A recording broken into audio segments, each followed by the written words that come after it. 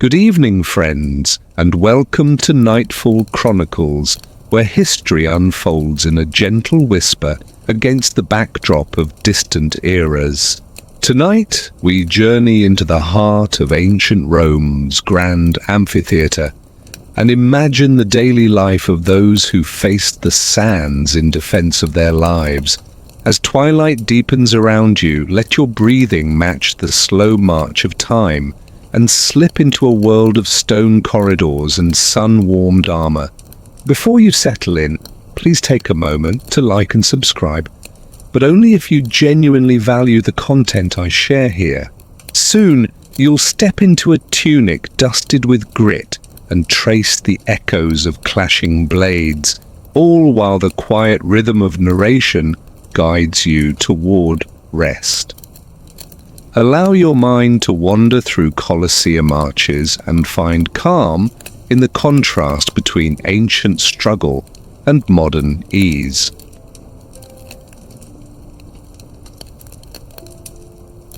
Imagine yourself roused by the first pale light filtering through a narrow window slit, the air already warm with the memory of yesterday's labor.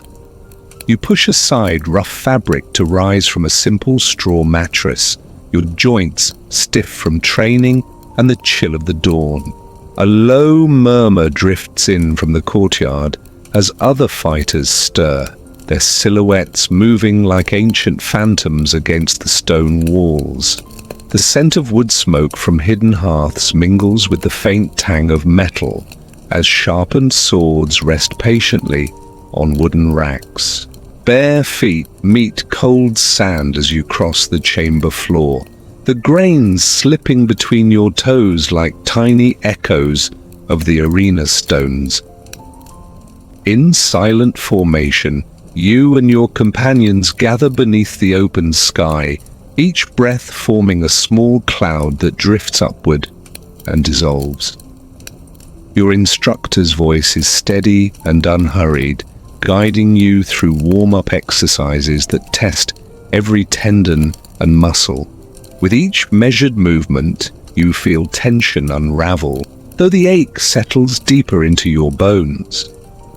Imagine the rhythm of their lives unfolding like a slow drumbeat, a constant struggle to hone strength and stamina.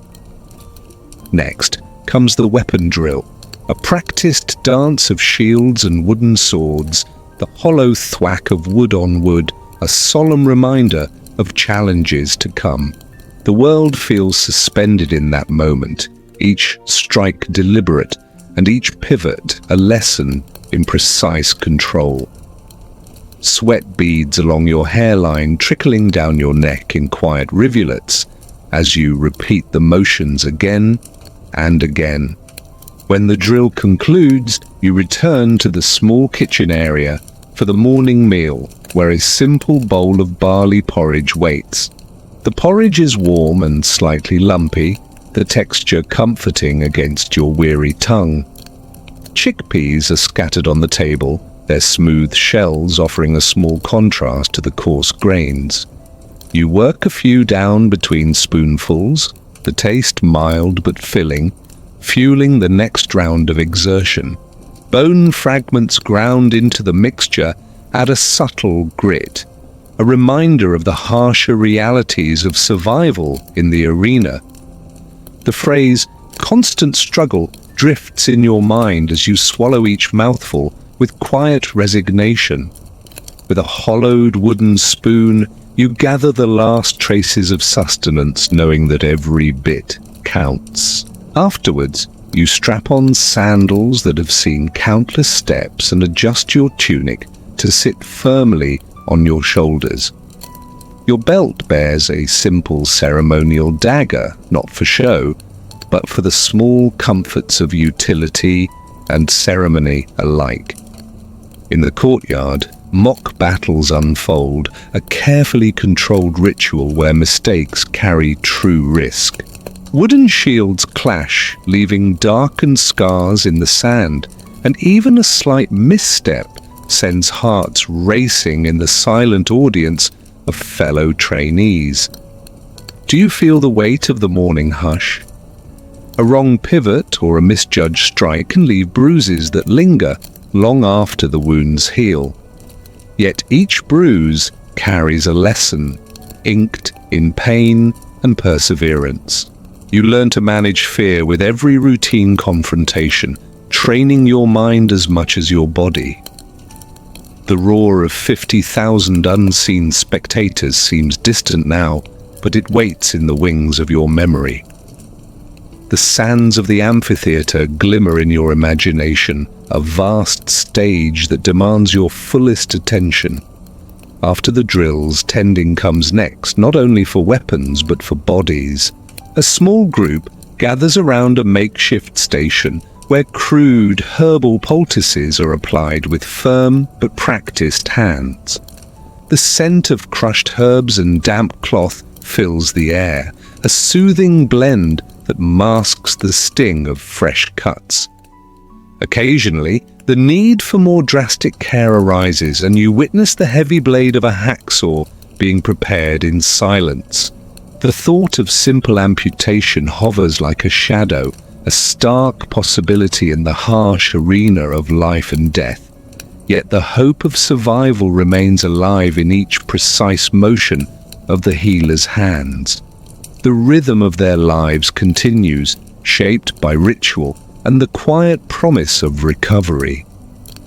As midday's sun rises higher, you retreat to a shaded alcove for a brief rest, the heat softened by cool stone. The hush of this shelter offers a momentary refuge from the world of combat and spectacle. You close your eyes for a breath, feeling your pulse slow to match the natural cadence of the day. Each inhale draws in relief. Each exhale releases tension into the quiet stones. Imagine yourself here, caught between the harsh demands of training and the gentle lull of this hidden space. A single rush of wind stirs the dust motes, reminding you of the vast skies beyond the arena walls. Soon, the day will call you back to the sands, where the echo of shields and steel will resume their solemn chorus. But for now, you remain in this calm moment, anchored in the present by the simple act of resting. When you stand again, your body will remember these small mercies, carrying you forward into another cycle of challenge and care.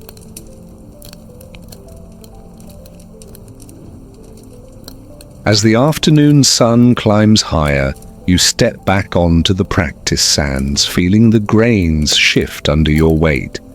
The air is heavy with warmth, and each breath seems to carry the distant echo of the roaring crowd you will one day face. Now, your training focuses on endurance rather than swift strikes, testing how long you can stand firm. A guttural grunt rises as you wrestle an opponent in controlled sparring, the friction of leather armor rasping against your skin. The instructor watches closely, offering a brief nod when your posture holds true. When you falter, gentle correction from his voice sends you back into repetition, the sound steady and unhurried. The scrape of shield rims on the stone wall marks each turn, a slow track of progress. You swallow a sip of water from a clay flask, cool and slightly metallic on your lips. The sweetness of diluted wine mingles with the earthiness of the water, a small luxury in a day marked by hardship. Nearby, a fellow trainee wipes sweat from his brow and offers a curt half-smile that speaks of camaraderie forged in shared toil. You return the gesture, acknowledging the silent bond that grows stronger with every shared challenge. Attention shifts to a demonstration of net and trident techniques, a reminder of the variety of weapons you may face or wield. The instructor's hands move slowly, drawing arcs in the air as he explains the subtle angles. You mimic his actions, the weight of the net surprisingly familiar in your grip.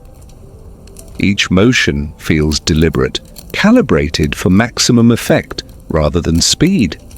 The nets fall softly on the sand when dropped, dust rising in small clouds that drift lazily. Imagine yourself here, caught between tension and release, the sand holding each memory of your steps. As the lesson concludes, you gather your gear for inspection, lay your helmet and greaves out in a neat line. The clang of metal hints at dents and scratches, remnants of past exercises.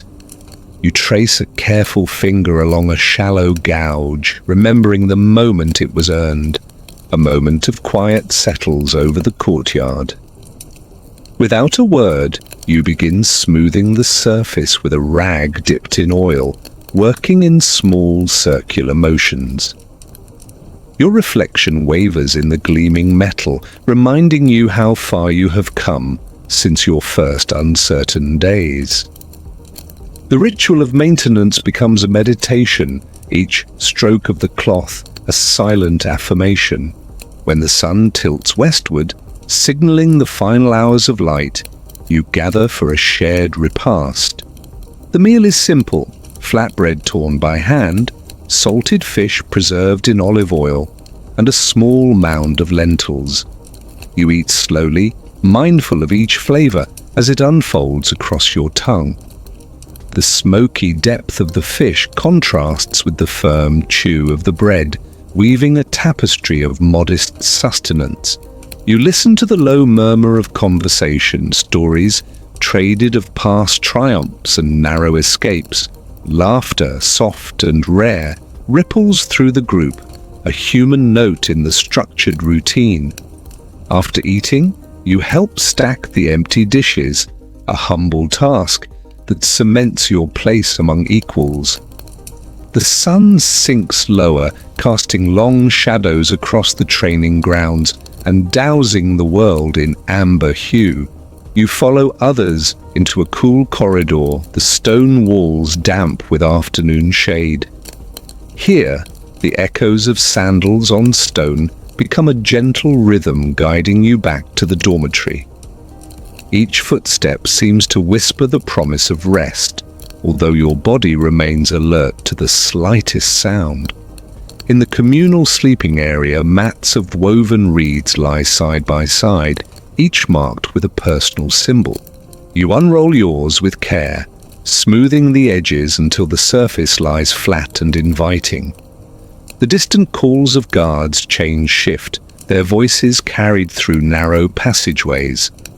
You lie down, feeling the glow of the day retreat from your muscles and seep into the cool floor beneath. Thoughts drift to the Colosseum stands, where idle spectators will one day judge your performance. Yet here, in this settled quiet, those fears recede into a gentle hum. You close your eyes, letting the steady buzz of distant training lull you further into stillness. A final breath carries the warmth of the sun-drenched sands and the solidarity of your comrades. Imagine the transition from this ancient world to your own modern bed, where comfort is a given rather than a prize. In this intersection of past and present, you find peaceful contemplation, and your eyelids grow heavy.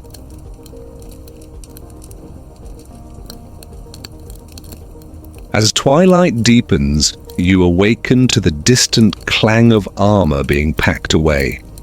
Soft torchlight flickers along the stone walls, casting slender shadows that sway gently. You sit up on your reed mat, stretching limbs that hum with a day's exertion. The scent of olive oil lingers in the air, a trace of tending to weapons earlier in daylight hours. Outside, voices echo faintly. A guard's step, a whispered plan, reminding you that the world moves on. You rise and slip into your worn tunic, its fabric cool against your skin in the evening chill. Steps lead you to the communal wash area, where shallow basins hold water drawn from a nearby spring. You cup the water in your hands and let it cascade over your forearms, washing away dust and sweat. The surface ripples, reflecting torchlight that seems to dance upon the liquid glass. Nearby, others perform similar rituals in quiet solidarity, each immersed in their own reflective moment. With a simple woolen cloth, you pat yourself dry, savoring the soft friction against your arms. Returning to the courtyard, you find a small fire where a cook tends a pot of watered-down wine and herbs. The aroma drifts across the stones, warm and faintly sweet, inviting you to draw nearer. You accept a humble cup, feeling its heat radiate through the clay into your palms.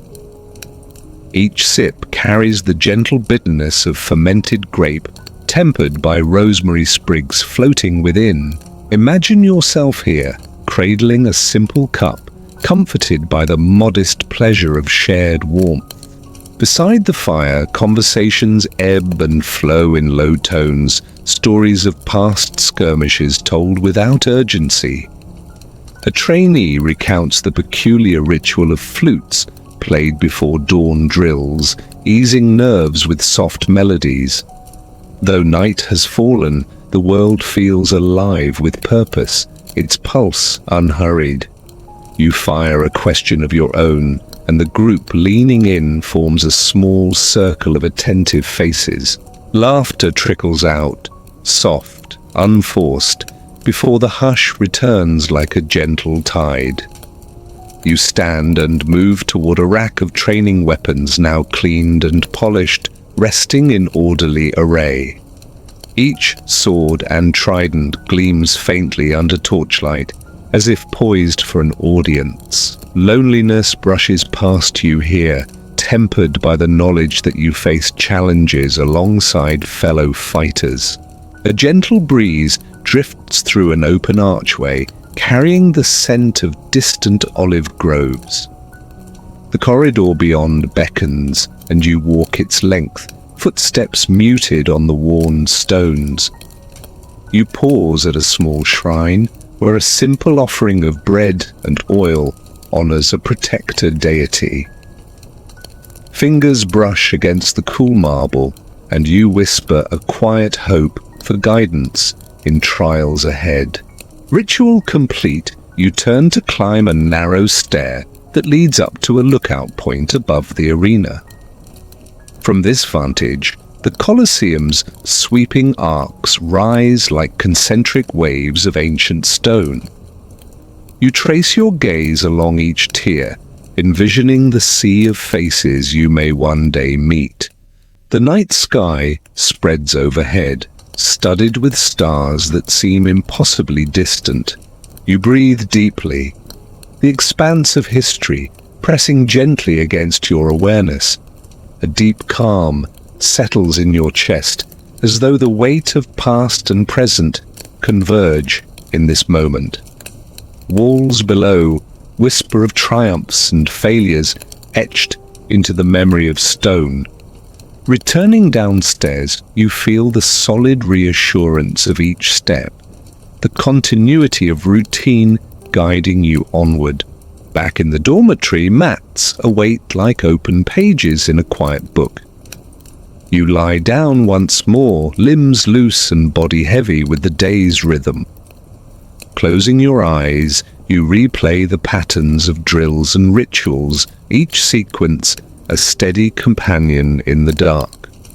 The distant clatter of armor fades into a soft ambivalence, as though you stand on the brink of rest.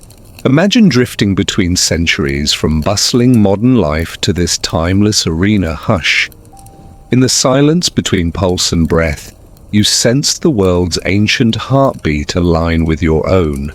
And as the hush deepens, you sink into sleep's gentle embrace, readying yourself for another dawn's challenge.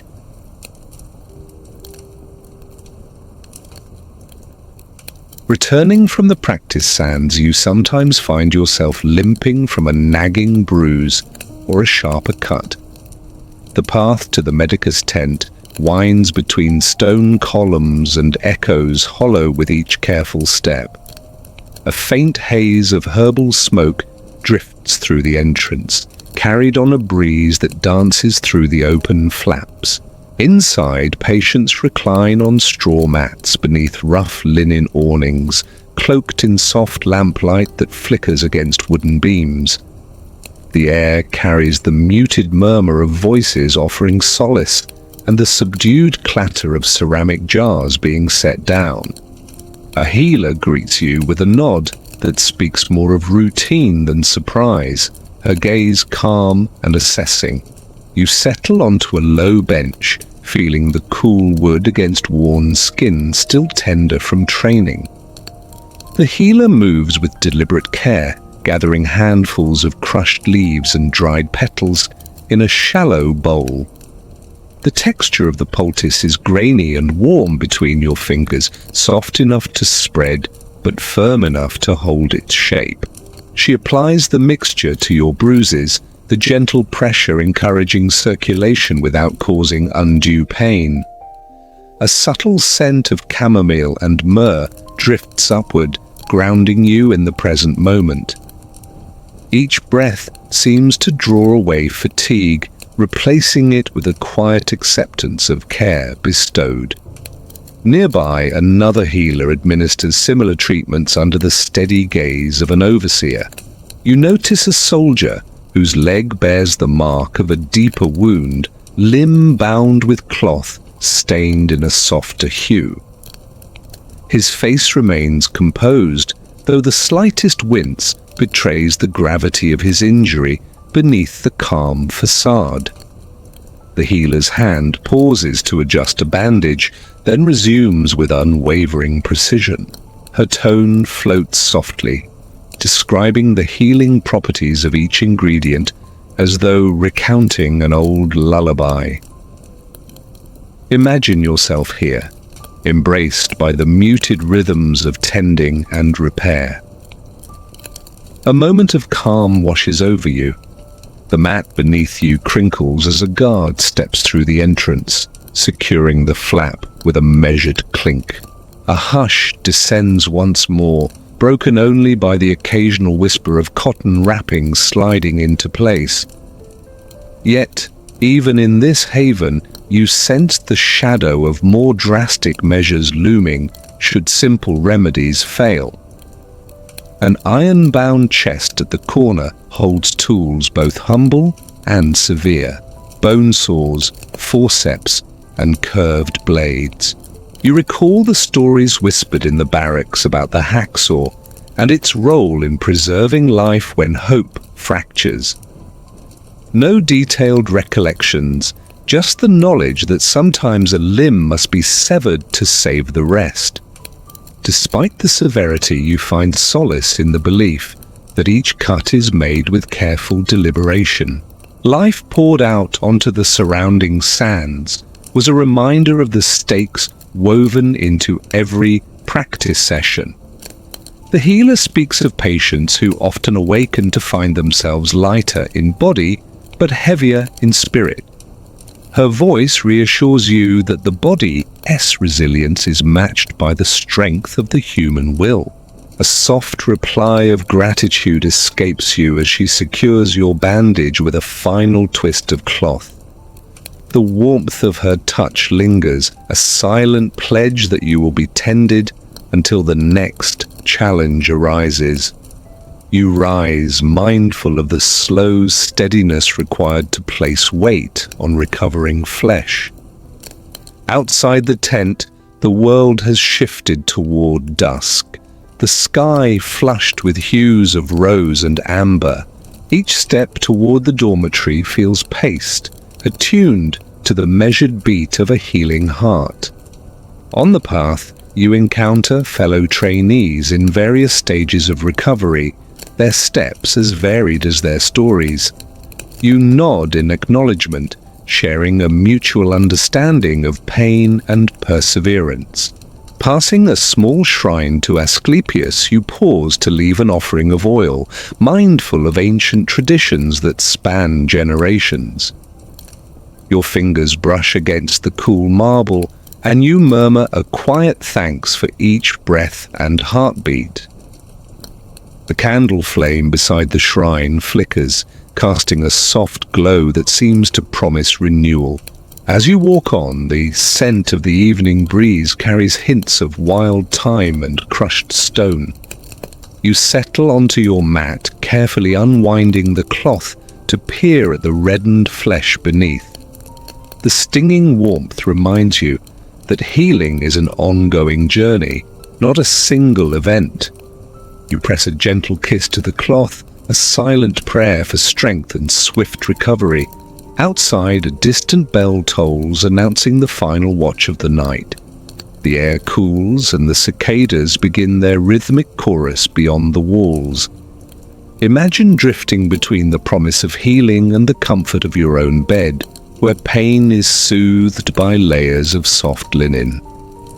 With each breath, the ache softens, carried away on the wings of memory and time. In this cycle of care and challenge, you find a gentle harmony that lulls body and mind alike. Rest now, for dawn will call again, and with it, the sands of the arena and the unending rhythm of life as a gladiator.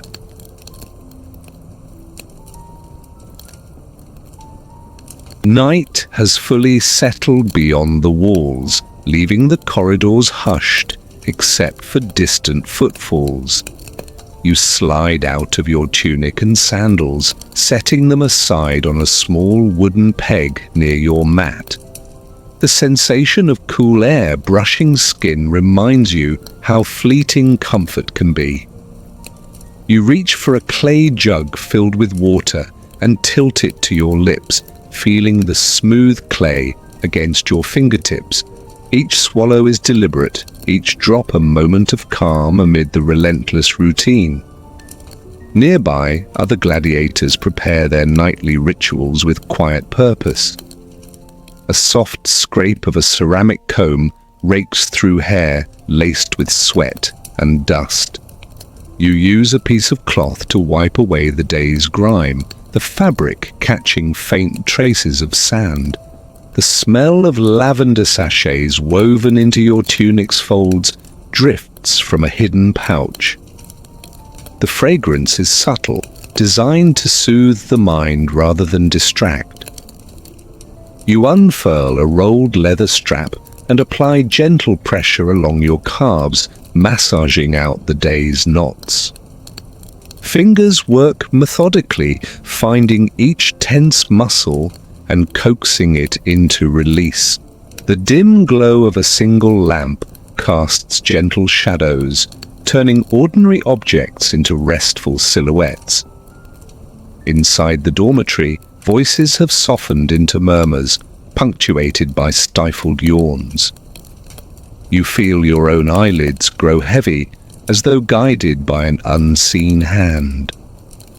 Outside, the air trembles with the faint chorus of night insects, a comforting symphony of dusk. You pause to listen, aligning your breath with the natural ebb and flow of the evening. Thoughts drift to the morning drills, to the labor and ritual waiting at daybreak. Yet here, in this suspended hour, nothing demands immediate action. A quick glance at your wounds reveals the slow vigil of healing, each scar a testament to survival. You apply a soothing ointment prepared by the tense healer, using fingers that know both pain and care.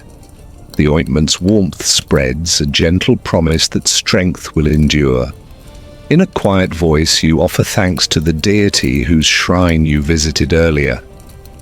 The words are simple, a whispered acknowledgement of forces larger than the arena.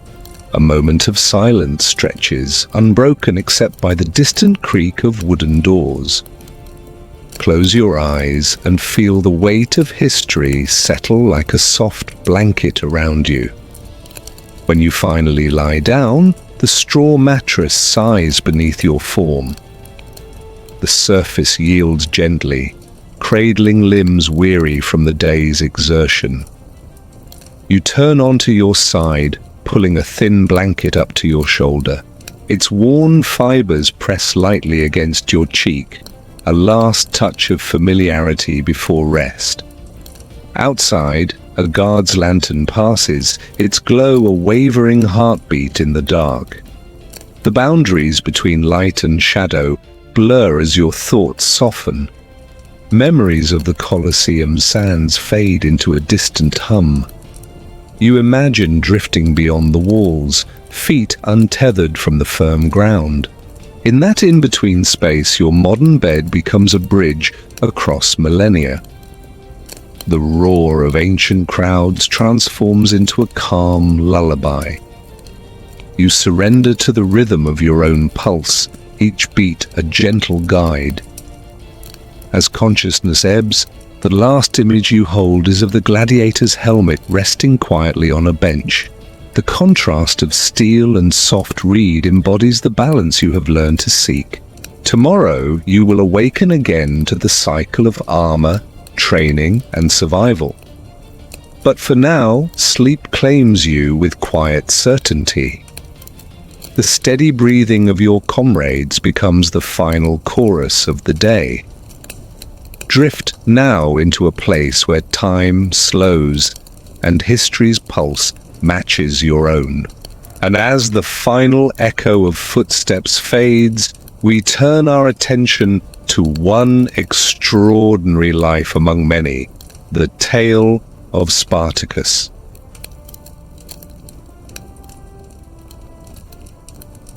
Imagine yourself in the waning light of Capua's training school, where the stench of sweat and anticipation mingles in the air.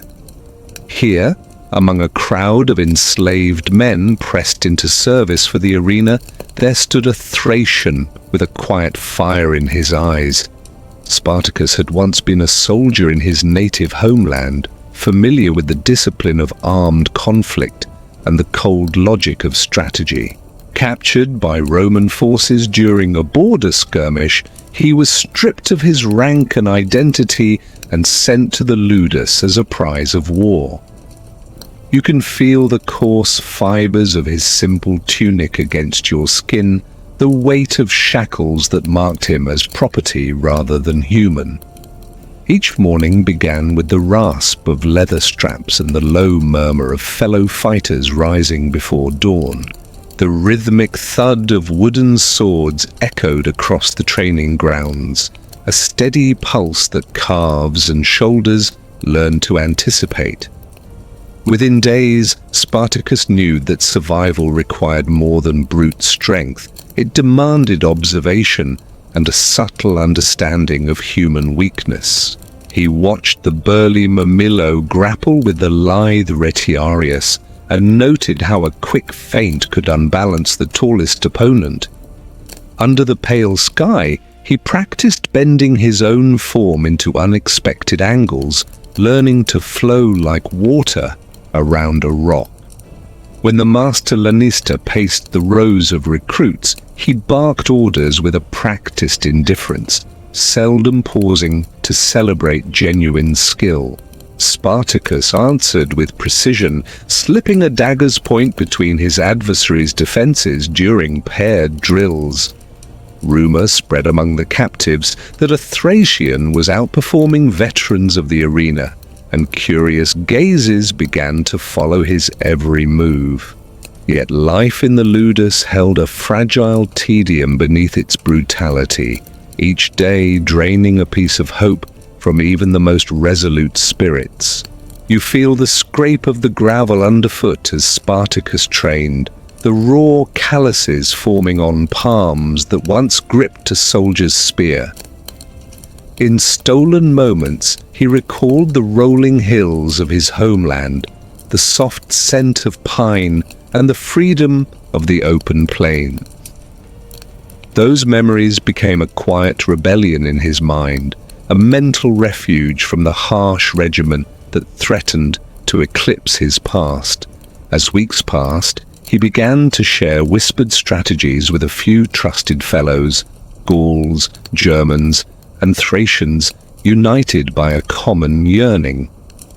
Their hushed conversations drifted through the barracks at night, carried on the hush of flickering oil lamps. Together they mapped out the earliest contours of escape, weighing the guards' patrol patterns against the brittle chains at their feet. You sensed their synchronized breathing as they rehearsed the plan in the dark, a collective pulse of defiance growing stronger each night. At the center of these meetings, Spartacus's calm authority replaced the brutal hierarchy of the Lannister's rule. His voice was low and steady, a measured cadence that spoke of experience rather than youthful bravado.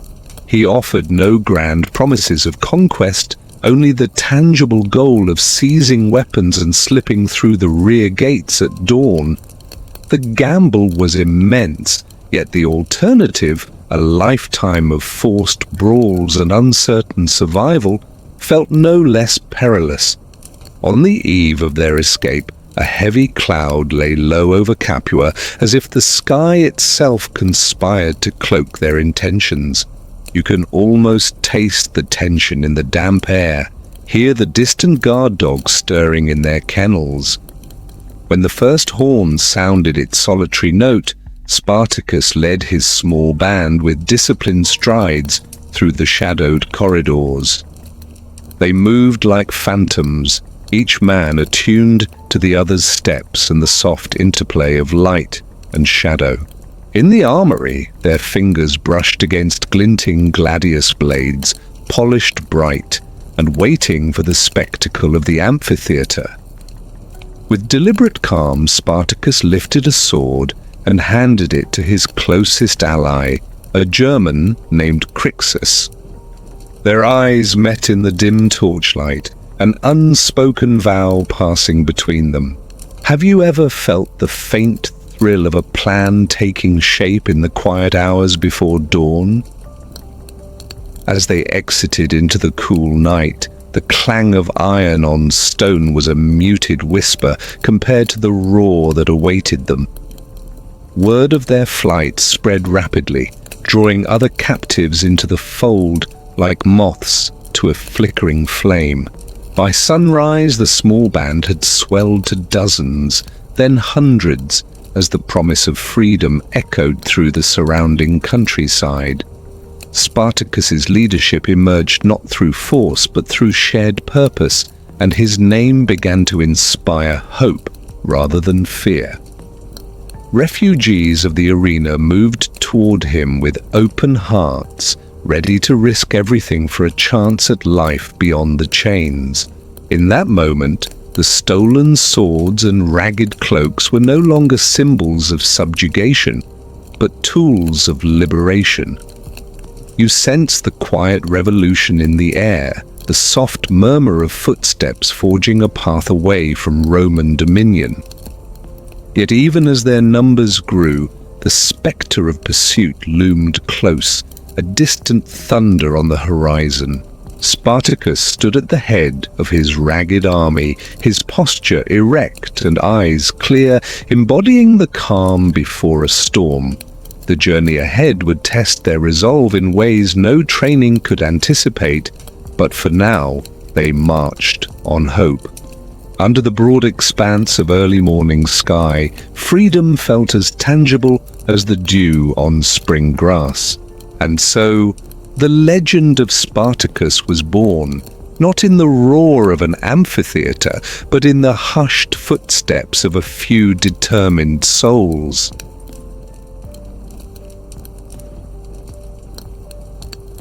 The echoes of the Ludus training grounds linger in the minds of those who joined Spartacus' cause. Beneath the rough-hewn wooden beams, men from across the empire found themselves thrust into a common routine.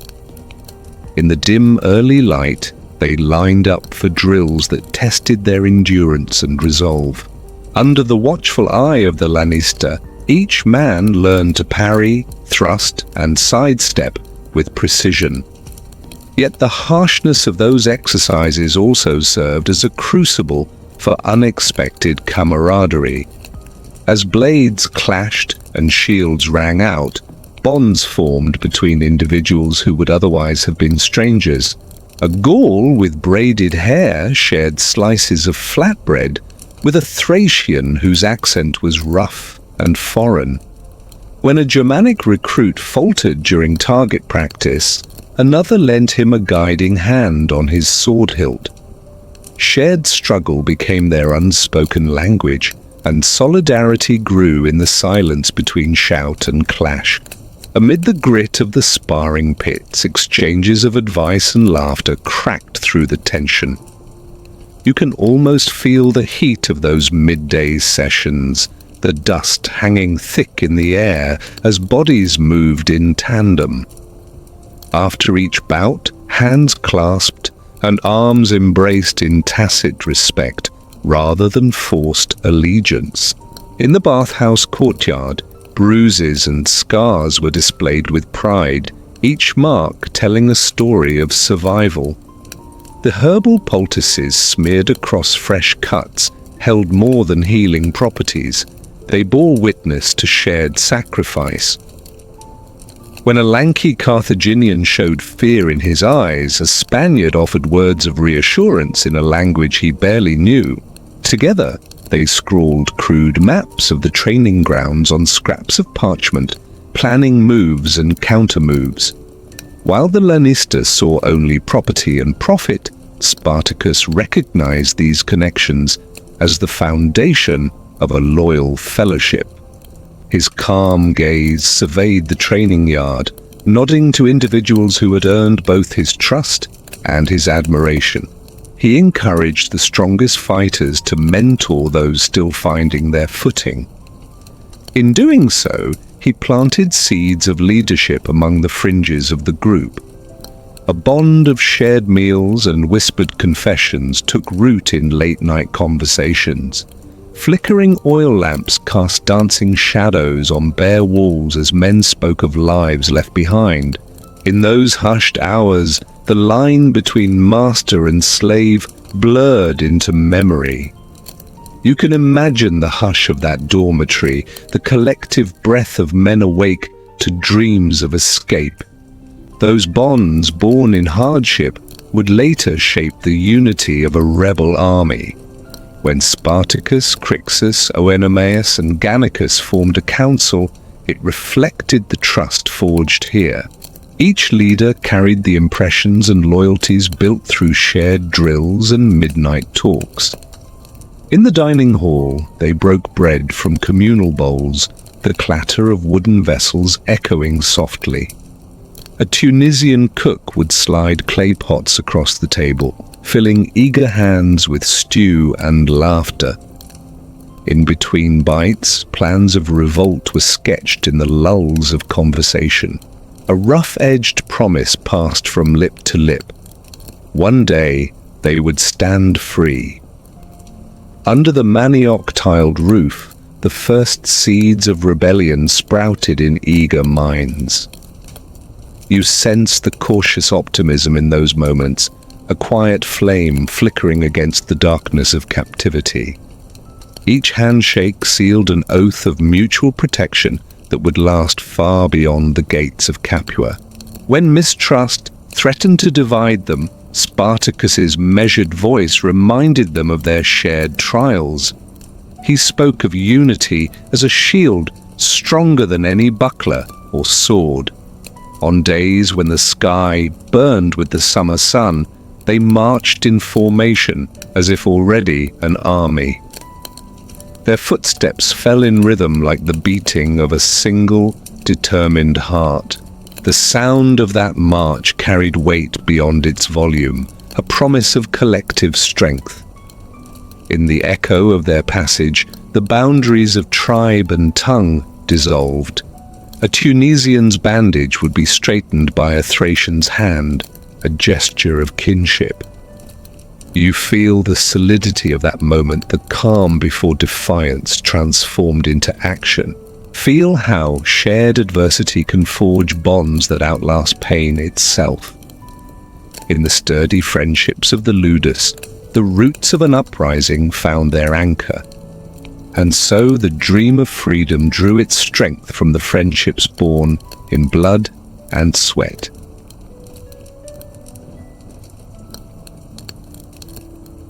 Imagine yourself standing on a gentle slope outside the walls of Praeneste, where Spartacus's makeshift army first tested its mettle against Roman discipline.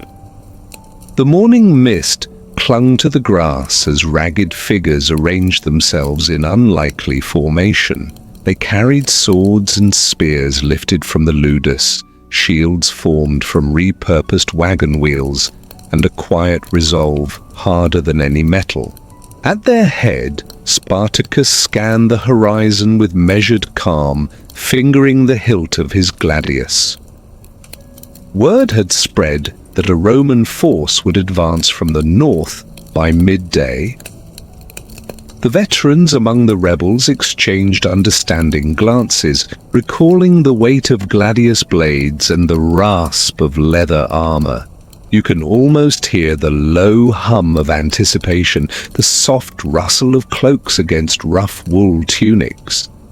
When the first legionaries appeared, their sandals crunching on gravel, the rebels held their ground. The Roman standards glinted in the sun, symbols of order and imperial might. Against that disciplined line, the rebels seemed fragile, yet their numbers swelled with each passing hour. Men and women from diverse backgrounds stood shoulder to shoulder, Gauls, Thracians, Sicilians, and captives of every stripe. At a silent signal, Spartacus raised his sword and paused as if listening to the cadence of his own heartbeat. In that stillness, you feel the tension draw taut like a bowstring. Then he lowered his blade in a sweeping arc, and the rebel ranks surged forward. The clash was not the thunder of an organized legion, but a stuttering storm of desperate bravery. Shields clanged, and the muted thud of metal against metal echoed across the clearing. You can sense the uneven footing as the rogues and runaway slaves pressed against polished Italian steel. Sweat beaded on foreheads under the scorching sun, and the taste of dust lingered on every breath. Spartacus moved through the fray with a calm precision, sidestepping a thrust and redirecting the momentum of an overzealous assailant. His presence anchored the rebels, offering silent assurance that victory lay not in finesse, but in unity. When the Roman line wavered, a roar rose from the rebels that was at once cautious and hopeful, yet victory was never certain, and retreat came swiftly when fresh cohorts arrived on the flanks. The rebels regrouped behind a low earthen ridge, panting and leaning on crudely made pikes. In the lull, Crixus tended to the wounded with torn strips of cloth dipped in wine, a simple antiseptic born of necessity. A wounded Thracian murmured thanks as the crude bandage was tied, his eyes reflecting relief rather than pain. The rebels shared their scant water from leather skins, passing the vessel hand to hand in a gesture of shared hardship. You feel the coolness of the liquid as it slips across your tongue, and think of how even small comforts can bind hearts. As the day wore on, Spartacus ordered a feigned retreat to draw the Romans into narrow territory. Under the shade of ancient olive trees, the rebels awaited the approach of imperious standards. Hearts pounded with dread and anticipation in equal measure. When the Romans pursued, they found themselves funneled between stone walls and sloping banks. At that moment, the ragtag army struck with a fierce cooperation born of necessity. Spears thrust from unexpected angles and swords found gaps in unfamiliar armor. The disciplined Romans faltered under this unorthodox assault, their formation momentarily splintered. Have you ever noticed how a single tactic can turn desperation into triumph?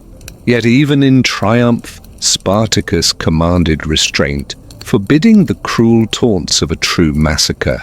He understood the value of mercy as a tool for sustaining unity and morale. As dusk settled, the rebels held much-needed ground and counted nearly 1,000 more souls in their ranks. The distant echo of Roman campfires on the horizon reminded them that the empire's reach remained formidable. In that twilight hush, Spartacus addressed his followers in a low tone, praising their courage and cautioning against overconfidence. You imagine the hush of that night camp, the crackle of fragrant pinewood fires, and the soft murmur of reassurance. Under a sky heavy with unspoken promise, the rebels shared a simple meal of barley bread and olives. Each piece passed between hands was a symbol of fragile hope and shared sacrifice. The siege of Rome itself remained days away, but the tactics refined on these rolling hills would shape the coming contest. And so, in a world forged by iron discipline, the freedom fighters of Spartacus discovered that resourcefulness could be as deadly as any spear.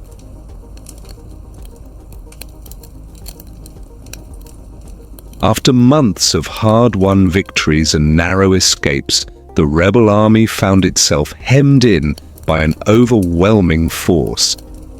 Pompey's legions, fresh from victories in Hispania, advanced from the north, threatening to cut off any route of retreat. The rebel council convened beneath the withering sun, faces drawn taut with concern. Despite Spartacus's calm counsel, his trusted Lieutenant Crixus argued for marching south to coastal towns, hoping for safe passage to Parthenope. Yet as night fell on mid-November, a silent rift widened among them. Some spoke of compromise, others whispered of prearranged truces that never came.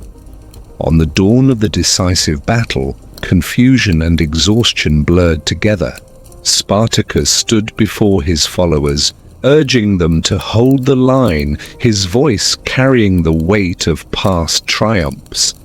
Beyond the ridge, Roman cohorts gleamed under the winter light. The rebels advanced once more, their battle cry muffled by the chill air. Shields met shields, but this time the disciplined legions held firm. Spears fell like iron rain, and the rebels, pressed by fatigue, faltered. Retreat turned to rout as the flanks collapsed in scattered flight. In that moment, Spartacus rallied a small band of survivors, carving a path through the ranks. Yet one by one they were overwhelmed, their strength sapped by wounds and weariness. The battlefield stilled with the echo of their final defiance. In the aftermath, Romans gathered the captives and sifted through the fallen. Spartacus himself vanished from their grasp, his fate obscured by the fog of legend. Some claimed he fell beside his men in a last stand. Others whispered he slipped away into the hills. Whatever the truth, his absence became a silent testament to his enduring cunning. The empire responded with grim efficiency, crucifying thousands along the Appian Way. Wooden crosses dotted the dusty landscape, standing like forlorn reminders of broken chains. Caravans of traders and magistrates passed by these silent sentinels day after day. You can almost hear the soft creak of wood and the distant toll of city bells as they passed. Yet the spirit of rebellion refused to be choked by fear and spectacle. Rumors of Spartacus's survival persisted, carried in hushed tones across taverns and bazaars. Poets and painters immortalized his struggle in verses and frescoes that decorated wealthy villas. Senators invoked his name as a cautionary tale against tyranny and injustice. the story of a man who turned slaves into soldiers held a quiet power. Over the centuries, his figure blurred between man and myth, rising in tales of resistance. In distant provinces, oppressed peoples found inspiration in his example. You might feel his legacy in the faint echo of drums at clandestine meetings. Even the church, centuries later, would cast him as a symbol of sacrifice in the struggle for freedom. Monks illuminated manuscripts with scenes of his final charge, shields raised against impossible odds. Through each retelling, the details shifted, yet the essence remained. A single spark can ignite a wildfire. Can you sense how hope and heartbreak can linger like shadows long after flames die down? Today, archaeologists unearth traces of his passage, fragments of pottery, worn sandals, and clay tablets scrawled with names. Historians pore over these relics, weighing fact against fable in soft lamplight.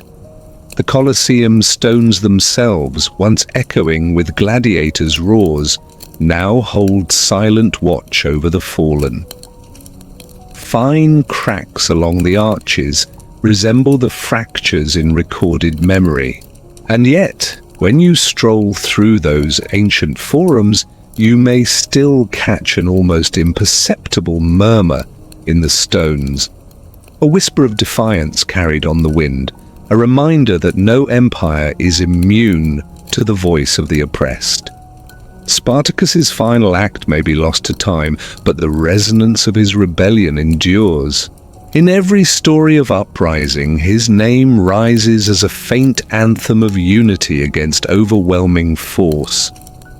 Under the vast dome of history, the echo of that name still lingers, a gentle reminder that even the meek can kindle change.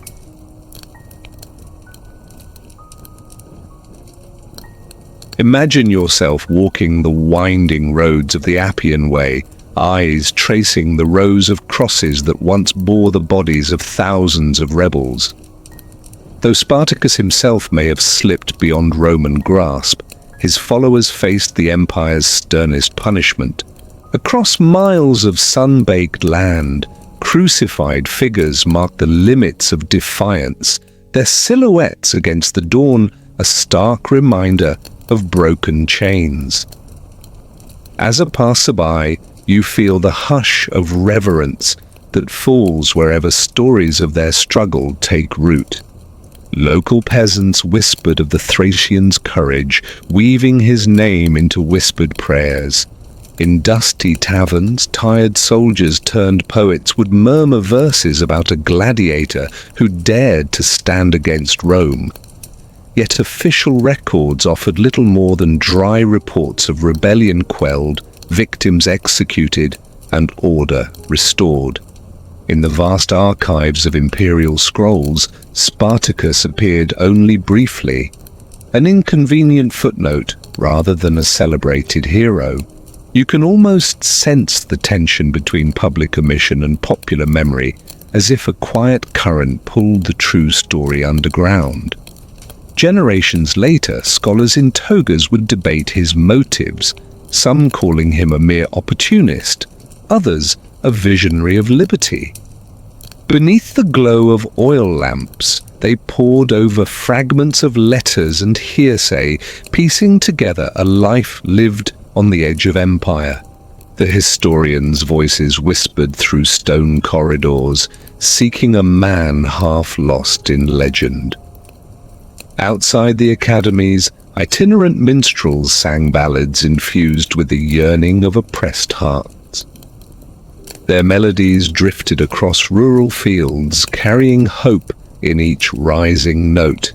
You feel the soft vibration of that song as it echoes through time, reminding us that stories can outlive their authors. In the corridors of power, senators used Spartacus's name as a cautionary tale to quell dissent. Statues of stern-faced magistrates bore inscriptions warning against uprising, while murals depicted Rome's triumph over those who dared to challenge it. Yet each image of victory concealed an undercurrent of unease, as if artistry itself bore silent witness to an unquenchable spirit. Imagine tracing your fingertip across the faded paint of such a mural, sensing both pride and fear in equal measure. In distant provinces, servant girls would slip tales of Spartacus into sleepy children's ears, crafting bedtime stories that spoke of bravery born from chains. These whispered legends traveled far beyond Italian hills, carried on caravan routes into Gaul and Hispania. Wherever cruelty took root, the barest spark of his tale could kindle new flames of resistance. You might feel that ember flickering even now in the faint rumble of crowds demanding justice. As Christianity rose from the shadows of imperial cults, early church fathers sometimes likened Christ's sacrifice to that of a freedom fighter. Monastic scribes illuminated pages with scenes of struggle, equating spiritual bondage with the physical chains wrested from gladiators. In the hush of cloistered halls, the story of Spartacus took on allegorical weight, blending with parables of deliverance. You can almost hear the quills scratching against parchment as each monk wrestled with parallels between earthly revolt and the promise of heavenly freedom. Centuries passed, and poets during the Renaissance rediscovered his legend amid the revival of classical lore. They sculpted marble renditions of his form, muscles tensed in defiance, eyes fixed on unseen horizons. Patrons hung these statues in grand villas, curious to behold a hero who challenged the old order. The rooms fell silent as visitors gazed upon the likeness, pondering the frailty of power. In modern times, dusty manuscripts in forgotten libraries revealed marginal notes about a slave-turned-soldier. Archaeologists uncovered shards inscribed with Latin verses praising an unnamed champion of the oppressed. Each fragment felt like a heartbeat echoing across millennia, connecting present to past. You sensed the thrill of discovery as spade meets soil, unearthing stories long buried.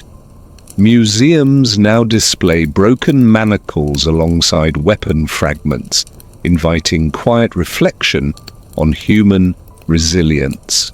Beneath glass cases, the hum of climate control contrasts with the vivid echo of ancient struggle. In these curated spaces, visitors lean in close, as if to catch a whispered echo of revolt. Have you ever felt how a single life can resonate far beyond its time? Soon we will turn our gaze from the story of Spartacus to the artifacts and mysteries that bring ancient worlds to life.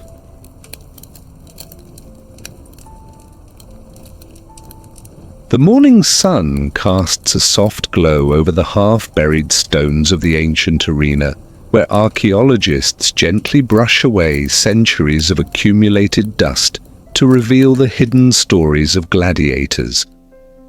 Each scrape of a trowel uncovers fragments of pottery and shards of iron that once belonged to men who fought for glory and survival.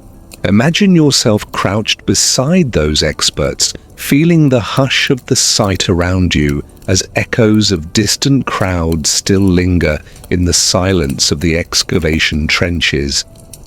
Beneath loose soil, an overturned oil lamp emerges, its curved handle engraved with the likeness of Mars, the god of war, suggesting a ritual offering before training or battle. Nearby, a mosaic floor with geometric patterns still glimmers faintly, hinting at the lavish triclinium where patricians might have dined after the games. The contrast between the vibrant artistry and the gritty reality of the arena's violence seems almost surreal, yet together they speak to a culture that embraced spectacle and piety. Delving deeper, specialists uncover a cluster of human bones arranged with deliberate care, perhaps marking a communal burial plot for fighters whose names have long since faded. Osteologists examine the remains and detect healed rib fractures and angled cuts along the humerus, evidence not of slaughter, but of repeated training injuries and skilled medical intervention. These subtle traces in the bone speak volumes about the rhythm of a gladiator's life, the unending cycle of strain, healing, and return to the sand. A silver ring set with a small garnet lies cradled in the pelvis of one skeleton, sparking debates about whether such items were trophies bestowed by wealthy spectators or personal tokens of affection. Imagine the hand that once slipped that ring off a finger after a particularly fierce bout, a silent testament to a moment of triumph or mercy. Across the trench, towering walls of the ludus are being painstakingly reconstructed from fallen blocks, each dressed stone reassembled like the pages of a fractured manuscript. Inscriptions on some blocks mention the lanista, the trainer who owned and managed a stable of fighters, revealing names that might otherwise be lost to time. You can almost hear his measured commands and the steady cadence of striking wood as he taught novices how to hold a gladius properly. Even the graffiti scratched into the courtyard walls offers a window into daily life, with brief messages like, "Murius triumphs again," and "Here lies my courage." These scrawled words form a ghostly chorus of confidence, fear, and hope, carved by hands, trembling with anticipation. As you trace a line of faded red pigment that once outlined a mural of a retiarius netting his foe, you sense the artistic impulse to immortalize a fleeting victory. The pigment's chemical signature tells experts it was produced from crushed cinnabar, a costly material that highlights the value placed on visual storytelling. Nearby, a small amphora fragments bear stamped marks of a wine merchant, suggesting that even vendors played a vital role in sustaining the spectacle. Their wares must have offered a brief sweetness to gladiators and spectators alike, a fleeting respite from the constant tension of the sands. In a sheltered corner of the site, a makeshift shrine appears, constructed from repurposed amphorae and small ceramic altars dedicated to Nemesis, the goddess of fate. Pilgrims may have left slender bronze figurines and broken pottery vessels here, beseeching her for protection or vengeance. To stand before that shrine is to feel the weight of countless prayers uttered in hushed tones, a communion across centuries. The most enigmatic discovery comes from a sealed chamber, where a leather-bound codex of papyrus rolls survived beneath a collapsed wall. Its fragile scrolls record roster lists and bout schedules, alongside cryptic notations in shorthand that even experts struggle to interpret. The faded ink flows across the page like a silent performance, each line revealing the administrative machinery behind the spectacle. Whispered among the dust, a single name carved into a clay floor tile invites you closer. That solitary word, Flamma, conjures the memory of a legendary Mumio whose feats were celebrated in poems and coins. Coins bearing his image are found in pockets of skeletons, indicating some fighters attained a measure of celebrity and wealth. But other names are entirely missing, swallowed by time and soil, leaving only shadows of their existence. A series of lead curse tablets folded and deposited in narrow cracks bear invocations against specific opponents, revealing undercurrents of personal rivalry and fear. These tiny sheets of inscribed metal feel like correspondence from the past, voicing desperate hopes that the gods would tip the scales in one's favor. The ritual of folding and piercing the tablet before burial suggests that binding magic was as real to a gladiator as shields and tridents. You sense the blend of combat and superstition, forming a tapestry of belief where steel met spirit on every dawn. As your fingers brush a mosaic tessera depicting a charioteer, you glimpse the broader cult of public games that encompassed more than just one-on-one combat. The contour of a winged victory rests above, a comforting emblem for those who sought validation through risk and endurance.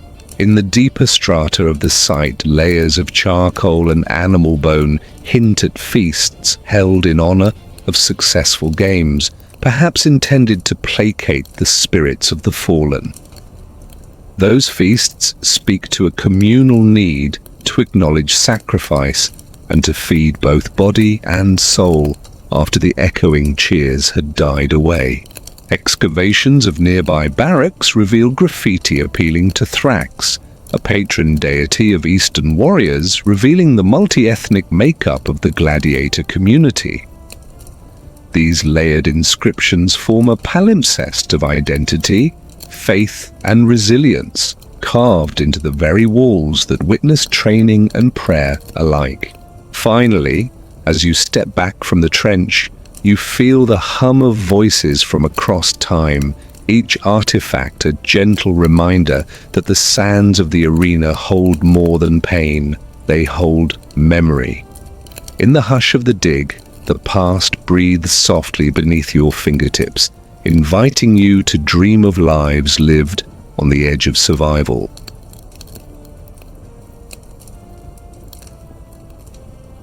The sun has sunk lower behind the forum's columns, leaving long shadows across the site where archaeologists now shift from unearthing structures to cataloguing their discoveries. In one open area, workmen gently lift fragments of amphora stoppers, stamped with the maker's seal, each imprint a small window into the trade networks that supplied the arena's camps. Scholars pore over these tiny seals, tracing the journey of oil and wine from coastal towns to the compound, where fighters prepared for their trials. Nearby, a cluster of simple earthenware cups emerges, stained with the residue of spiced wine, hinting at shared moments of respite among gladiators during rare periods of rest. You can almost sense the low murmur of voices as men dipped their lips into those vessels, forging bonds that transcended language and background. High above, an unfinished fresco catches the light, its pastel tones of saffron and ochre still visible where plaster clings to rough stone. The image depicts a priest raising a libation to Jupiter, a solemn plea for his favor before the tumult of the arena. Piece by piece, restorers fill in faded pigments, their brushes moving with deliberate calm to preserve both color and story. Even the smallest traces of paint on limestone fragments tell of a world where art and ritual were inseparable. As you step across the rocky ground, your foot grazes an inscribed milestone mark, repurposed centuries later as foundation material but originally set along the Appian Way. That marker once guided merchants and messengers to Rome, reminding travelers of distance and destination. Now its Latin numerals whisper of journeys that ended in spectacle rather than commerce. In a sheltered trench, a cache of glass beads appears, each sphere glowing faintly as it catches the waning light. These beads were likely sewn into the crest of a helmed fighter, serving both as decoration and as talismans against injury. Their intricate patterns suggest craftsmen who specialized in tiny wonders meant to catch the eye of a powerful patron. Nearby, a battered iron helmet displays traces of gilding, a sign that some gladiators enjoyed the favor of affluent sponsors. As conservators stabilize corroded metal, they reveal inscriptions indicating the fighter's name and rank within his ludus. You imagine the pride a lanista felt when one of his own wore such a helmet into battle. A gentle breeze stirs the loose soil, lifting the scent of earth and pine resin used to seal amphorae. That same aroma must have mingled with sweat and hope on days of training and triumph.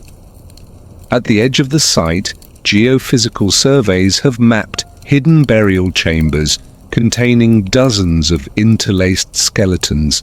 These communal graves hold the remains of men deemed both disposable and precious, a paradox that defines the Gladiator's place in society.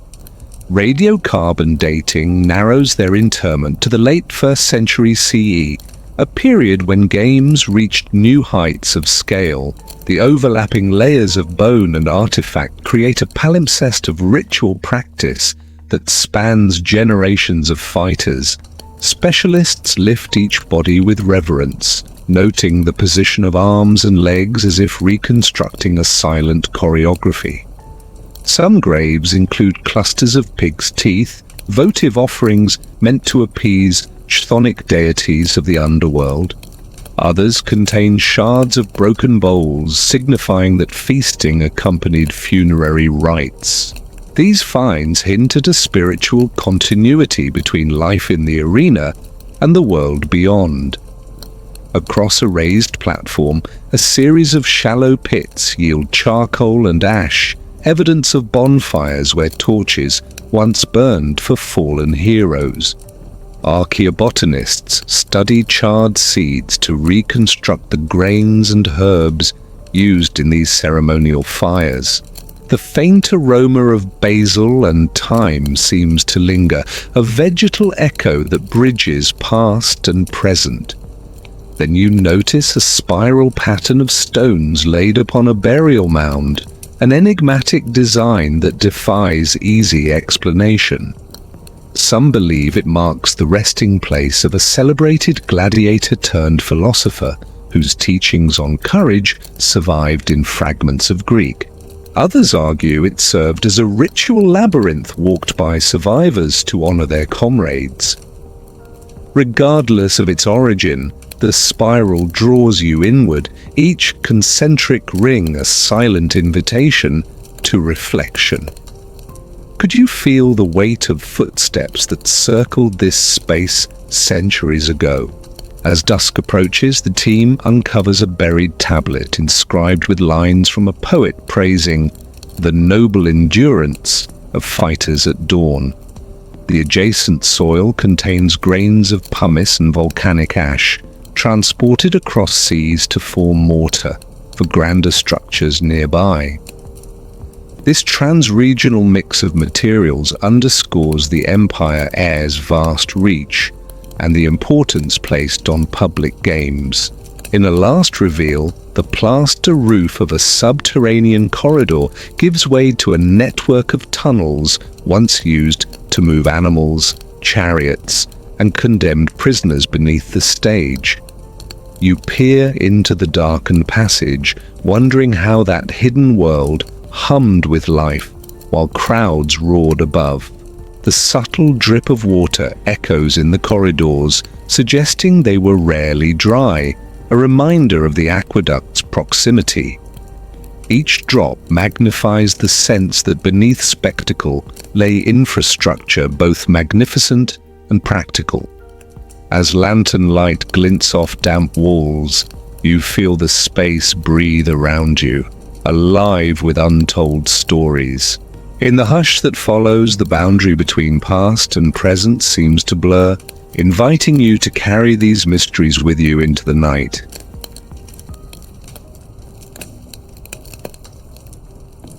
As the excavation shifts into analysis mode, specialists carry artifacts to field labs where they unwrap each find with gloved hands. Under soft electric lamps, the uneven sheen of excavated bronze and glass is examined through magnifying lenses, revealing tool marks and wear patterns. Texts on folded lead curse tablets are scanned and translated line by line, their ritual formulas echoing across millennia. When a tiny shard of pottery is pieced together, researchers marvel at how it once held spiced wine used in pre-fight rites. Imagine the fragrance of that wine mingled with the tang of sweat and the earthy aroma of packing straw. Next to a stable of treaded footprints preserved in dried clay, a forensic artist overlays modern sketches to reconstruct the footgear of a mumilo. A gentle tapping sounds as light probes reveal wood grain patterns in a fragment of a sandal sole, hinting at the gladiator's journey to the arena steps. In another corner, palynologists study pollen grains clinging to amphora shards, tracing paths of rural flora that once scented the camp. The delicate specks of oak and pine pollen suggest that incense burned near the arena's entrance, adding a bittersweet smoke to opening ceremonies. You might feel the haze of that incense drifting through the stands, softening the morning air before the clash of steel begins. Meanwhile, laser scanning creates a digital twin of the arena's substructure, each 3D model a silent testament to Roman engineering. Historians use those digital reconstructions to plot the movement of combatants, mapping their steps with pinpoint accuracy. A single data point on the screen can reveal how a retiarius might have circled his opponent under arching passageways. These virtual tours allow armchair travelers to wander corridors once off limits, a whisper of discovery in every pixel. At night, projectors cast faint outlines of the original frescoes onto standing walls, revealing lost scenes of patrons raising goblets. You sense a hush as those colors shimmer into view, offering a glimpse of ornate draperies and carved wreaths. The flicker of the projection feels like a quiet invitation to step back in time without disturbing the Earth's layers. Among the most puzzling finds are undated ostraca marked with tally marks that may record blood money or spectator bets. Epigraphers debate the meaning of each notch, their scholarly voices a calm murmur in the lab's cool air. Could those marks have gamified the outcomes, a precursor to modern odds whispered among bettors? Outside the lab, conservators carefully unroll another papyrus fragment where faded ink traces the outline of a daily training log. Each entry lists drills, dietary rations, and the names of sparring partners, a daily ledger of exertion and care. The looping script draws you in, as though the original author still hovered nearby, pen in hand. A whispered prayer drifts on the breeze. Chemical analysis reveals traces of barley starch on one scroll, the micro cracks in the fibers preserving the grains of porridge long past. Radiographic imaging uncovers hidden annotations beneath later text, a palimpsest of evolving training methods. You imagine early readers scratching out lines and rewriting strategies as knowledge of combat refined over decades. At dawn, the sight reawakens with the flutter of drone wings, mapping open trenches for anomalies invisible to the naked eye. The silent hum of technology contrasts with the ancient pulse of human effort frozen in soil layers. Unexpectedly, a cluster of small ceramic tokens emerges, each stamped with a stylized palm leaf, perhaps used in voting for champion contenders. These tokens are thought to be the earliest forms of crowd participation, tangible marks of public favor and communal voice. As you lift one, its edge is worn smooth by countless fingers seeking to signal their preference. Nearby, an olive-wood staff shows incised tally marks that may record the days of medical recovery for wounded fighters. A thin veneer of resin seals the wood, suggesting it was preserved as an object of remembrance rather than discarded like other debris. In the deeper layers, carbonized seeds tell of staple crops consumed in communal meals prepared to honor surviving champions. The remnants of emmer wheat and broad beans align with earlier findings of barley and chickpeas in the gladiator diet. Together, these subsistence details form a tapestry of sustenance woven from field and kitchen alike. A fragment of painted pottery shows a scene of two fighters locked in embrace, their weapons lowered in a moment of camaraderie rather than combat. This artistic choice speaks to a nuanced relationship between opponents, where respect tempered rivalry. Scholars suggest that such images decorated the homes of retired gladiators who sought to memorialize bonds forged under duress. You might picture the sculpted busts of these men adorning marble mantles, trophies of survival and shared sacrifice. As the lab's day draws to a close, the tools are cleaned and stored, leaving only the soft glow of monitors illuminating classified shelves. In that quiet, technicians review findings one last time, ensuring every detail, no matter how small, is recorded for posterity. Each entry in the digital archive extends the life of those who once strode the sands, granting them a presence beyond the pages of history.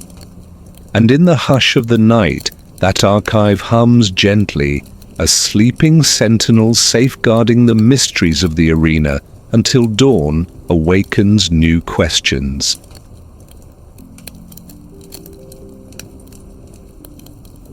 The gentle hum of visiting tourists mingles with the distant clang of reconstruction hammers as the site opens to daytime visitors.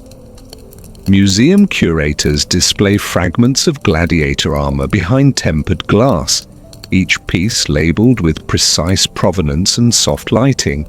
Small placards describe the personal stories of fighters like Flamma and Priscus, their epitaphs drawn from Latin inscriptions rediscovered on funeral monuments.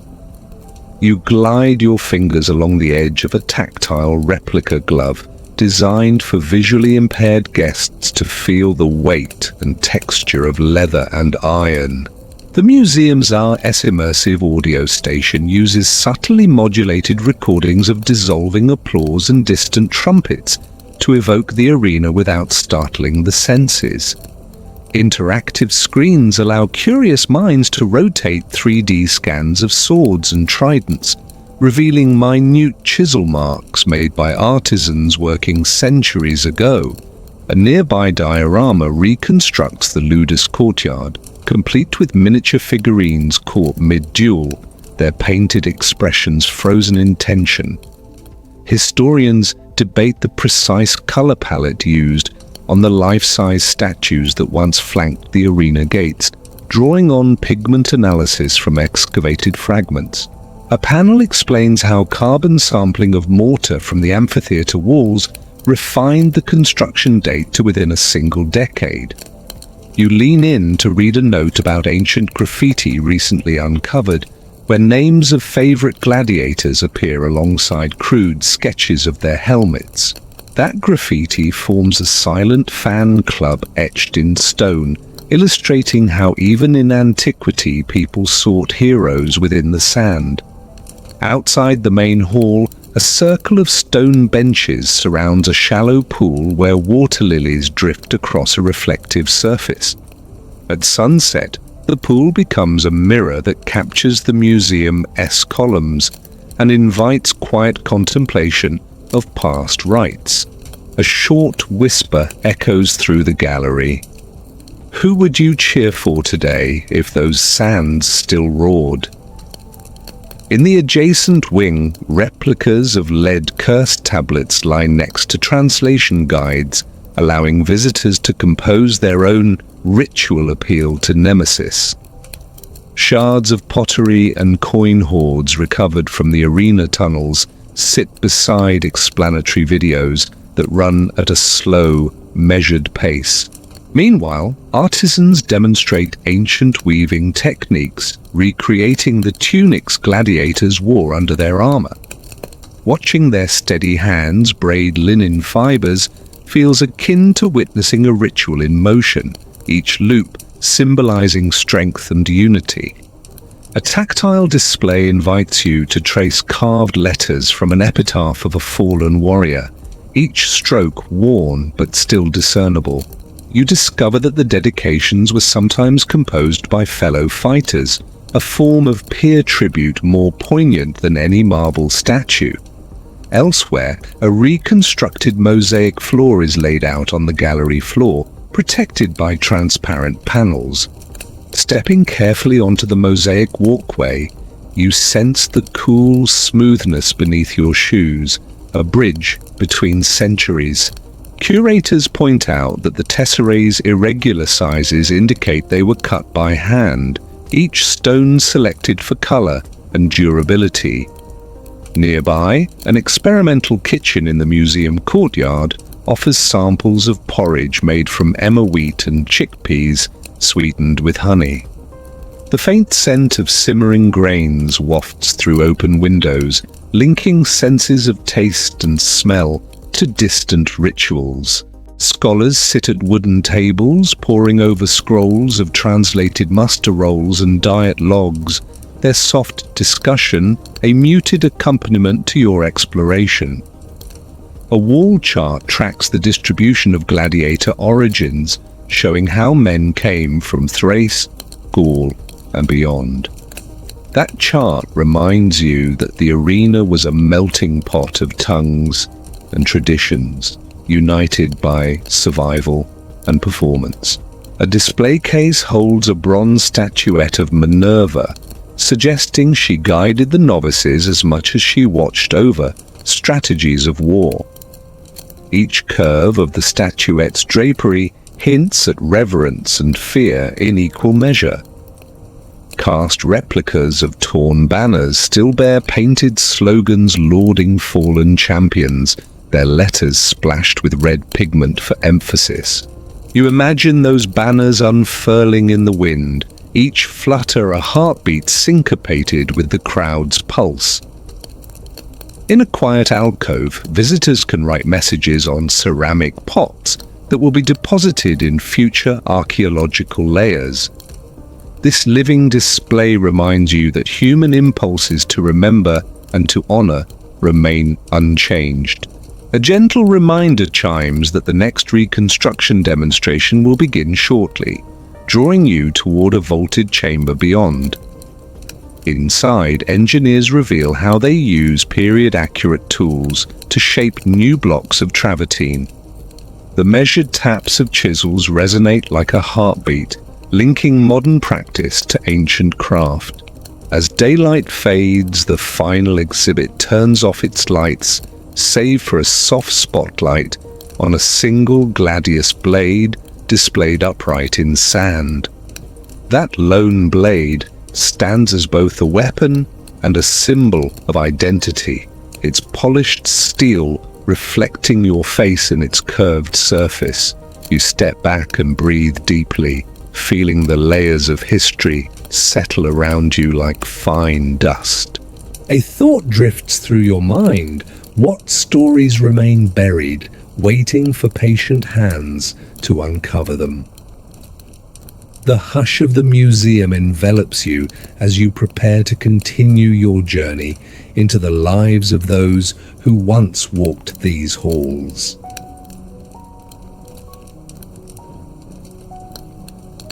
As dawn light filters through protective tarps, the final watches of excavation yield a trove of painted amphora panels depicting stylized scenes of gladiators at rest. The panels are laid gently on foam cradles, each brushstroke revealing nuances of posture and expression. Imagine yourself leaning in, noticing how the painter captured the tilt of a helmet and the curve of a shield. Nearby, a small chorus of geologists examines stratified soil cores that record the arena, each shift from training center to abandoned ruin. Each layer of earth tells a chapter, from deliberate infill after collapses to silt deposit from nearby floods. The silent sediment seems almost like pages in a buried book, waiting to be read. Beneath this mosaic of soil, a faint line of copper wire emerges, a remnant of early electric lighting installed during a 19th century restoration. This modern artifact rests alongside remnants of ancient oil lamps, illustrating the long continuum of human engagement with the space. Archaeologists document both with equal care, reminding themselves that each era leaves its spectral footprint. A soft breeze carries the scent of pine resin from nearby trees, mingling with the earthy aroma of damp stone. That fragrance must have drifted through the ludus when trainers prepared new recruits for their first drills. In a makeshift catalogue room, technicians photograph fragments of painted plaster, stitching digital reconstructions that recreate long-lost murals. On screen, swirling banners and wreaths take shape in vibrant saffron hues. As you watch, you sense the gentle pulse of history re-emerging with each digitally rendered brushstroke. A conservator gently dips a soft bristle into distilled water to consolidate a flaking pigment, her gesture as meticulous as a surgeon's. It strikes you that caring for dying surfaces can feel like nursing a fragile organism back to life. In a corner, a cluster of limestone fragments promises to reconstruct part of the Hypogeum walls. Each block bears chisel marks from Roman stonemasons and numbered inscriptions in Arabic script penned by later restorers. These overlapping inscriptions knit together stories of craftsmanship that span centuries and cultures. You might pause to reflect on how the arena has been repurposed and revered by successive generations. A gloved hand unveils a fragment of vellum where a medieval scribe copied a roster of gladiators, transcribing names into Latin script. This parchment connects the ancient world to the documentary traditions of the Middle Ages. The looped lettering invites you to trace each curve with your eyes, as if you could feel the quill's pressure. Radiographic scans of buried marble fragments reveal hidden tools of carving, tiny perforations where assistants anchored guiding lines. Even unseen features become meaningful when illuminated by technology. In one trench, a researcher uses a magnetometer to detect iron fragments that might indicate buried weapons. The device clicks softly as it traces pockets of metallic deposit. You might imagine the hush that fell over the crowd when steel met steel in the midday glare. A careful hand unearths a tiny balsam jar, its interior still coated with traces of fragrant oil. Chemical analysis suggests it was scented with coriander and myrrh, aromas reserved for ceremonial use. The oil may have been applied to fresh wounds, anointing both flesh and spirit. That detail underscores the blend of practical and ritual care in a gladiator's daily routine. Above ground, a visitor's guide narrates these discoveries in a soft, measured tone that complements the site's tranquility. As you follow the marked path, you pass a slender column topped with a bronze statuette, an enigmatic figure, half god, half athlete.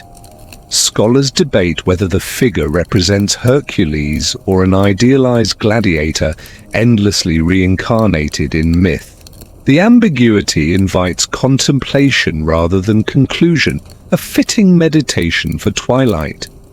A single engraved quote runs along the column's base. "In sand and sweat we find our fate." That phrase lingers like a whispered refrain, echoing the sentiment carved into cursed tablets and epitaphs alike. A whispered question drifts through the trench. Who will tell their story next? Across the way, a shallow pit holds a scattering of horse bones, evidence that equestrian displays once accompanied foot combat. Those bones rest beside fragments of whetstones, suggesting that trainers prepared not only men, but also mounts for performance. The multifunctional nature of the site becomes clear in these small intersections of ritual and spectacle.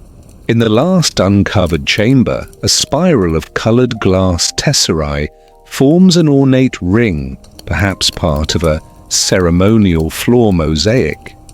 The checkerboard pattern still glistens where sunlight filters in, a silent celebration of artistry beneath the sands. As you stand back, sensing the cool weight of a drawn map in your hand, the boundary between excavation and interpretation blurs into a harmonious continuum.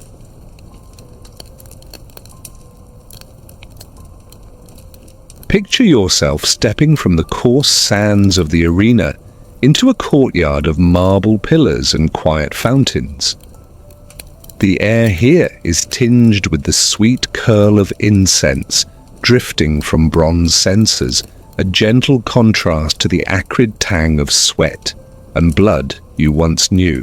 Under a pale morning sun, soft robes of dyed silks brush against your arms like a soothing breeze, each fold catching the light in echoes of distant stars. A slave holds a silver mirror, its polished surface reflecting your calm visage and the subtle play of shadow beneath your eyelashes.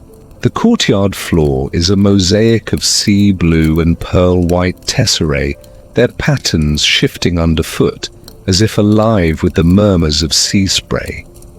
Nearby, a low fountain murmurs, droplets spilling over carved lions, heads in a steady rhythm that seems measured to the beat of your own breath. Feel the cooling mist that drifts across sun-warmed marble, settling into the creases of your tunic and brushing your skin like a lover's sigh.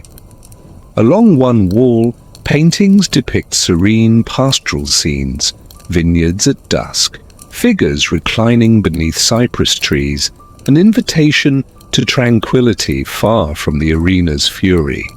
The scent of spiced wine and roasted dates drifts from a polished oak table, its surface set with delicate fluted cups of rose-laced Falernian. You lift one cup and feel the weight of amber liquid sliding across your tongue, its warmth unfolding like a whispered secret in the back of your throat. Soft cushions of lamb's wool cradle your back as you recline, the coarse rush mat of the floor giving way to layers of woven velvet. A breeze drifts through open colonnades, carrying the distant laughter of courtiers strolling through shaded gardens. Their voices are hushed and mellifluous, soft as linen folds, a world removed from shouts of combat and the clash of glinting steel. Notice the subtle play of sunlight on silver torches, their flames contained within glass globes so gentle that they appear more like glowing pearls. Near the center of the hall, a marble bust of the emperor surveys you with placid features, its surface cool and smooth beneath your fingertips. A servant moves silently, offering a bowl of pomegranate seeds sprinkled with honey, each jewel-like morsel a burst of sweetness against the quiet. The tapestry behind you depicts the victories of distant legions, but here in this room you are spared the clamor of triumph and defeat. As a gentle lyre begins to play, its strings plucked so delicately that each note seems to float on a breath of air. The hush deepens. Your thoughts drift in time with the melodies, the ripples of sound carrying you further from the clamor and closer to a calm you never believed possible. The polished obsidian floor beneath your feet mirrors the serene expanse of an evening sky, dark with promise and free of concern. Could you linger here always? Slowly, the doors at the far end of the hall open to reveal a private bath carved into travertine, steam rising in lazy spirals. Slip into water, warmed by hot spring channels beneath the floor, each droplet dissolving the weight of months spent on raked sand. Subtle veins of rose oil swirl like drifting petals across the surface, leaving your skin perfumed with the faintest blush of spring blossoms. A gentle touch guides you to settle against a smooth stone ledge, where tiny hands pour scented water in rhythmic cascades along your shoulders. The echo of water against stone joins the soft crackle of worn marble tiles, a steady duet that marries movement to stillness. Through arched windows, a garden of cypress and olive reveals itself, columns of greenery swaying like silent sentinels. The scent of cool mint drifts from a shallow bowl at the edge of the bath, promising clarity and calm to the wandering mind. Sunlight drifts through latticework screens, painting lace-like patterns onto the marble in shifting mosaics of light and shadow. A slave kneels by your side, offering figs dipped in goat cheese and drizzled with honey, each combination a subtle harmony of flavors. As you taste the creamy sweetness, the world beyond these walls feels like a memory, softened at the edges. Here, echoes of thunderous roars and glinting steel seem distant, like whispers carried away on a summer breeze. Velvet tapestries flutter in the air, their dyes of indigo and crimson whispering tales of important feasts and soft repose. The hush in this chamber is broken only by the soft clink of coins as an attendant settles your meal at a low table. He bows so gently that you scarcely feel the air shift, leaving behind only the faintest ripple of silk against the tiles. The wine in your cup now carries hints of cedar and thyme, a quiet complexity that invites contemplation rather than celebration. Trace your fingers along carved reliefs of mythic scenes, nymphs dancing around fountains, gods reclining under olive trees. Each stroke of the chisel seems to breathe life into the stone, yet here it remains frozen in elegant repose. Constellations are painted on the domed ceiling above, each star a glimmer of guidance in the stillness of this space. You tilt your head back and feel the smooth curve of the dome like a protective vault, each pattern a silent lullaby. A final tray arrives, offering slices of sweet melon and sprigs of fresh mint, their coolness a crisp interlude against the warm air. Let each piece unwind on your tongue, the cool juice flowing like a small stream through your senses. A distant drumbeat from the arena pulses faintly, a reminder that memory can fade like footsteps on sand.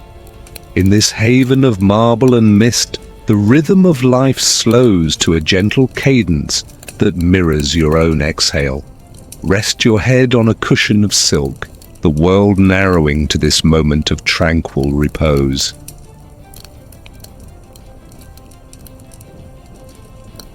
After a morning's sojourn in private baths, the day in the villa unfolds with quiet elegance, as if the hours themselves have been taught to tread lightly.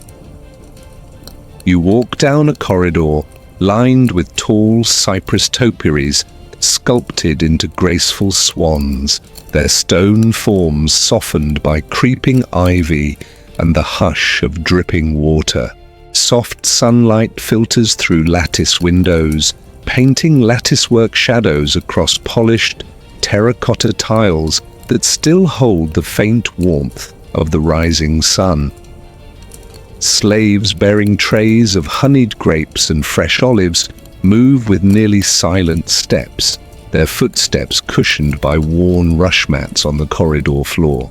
In the central atrium, the marble fountain's gentle spurt heralds the start of the midday feast, each droplet singing a quiet note against smooth stone.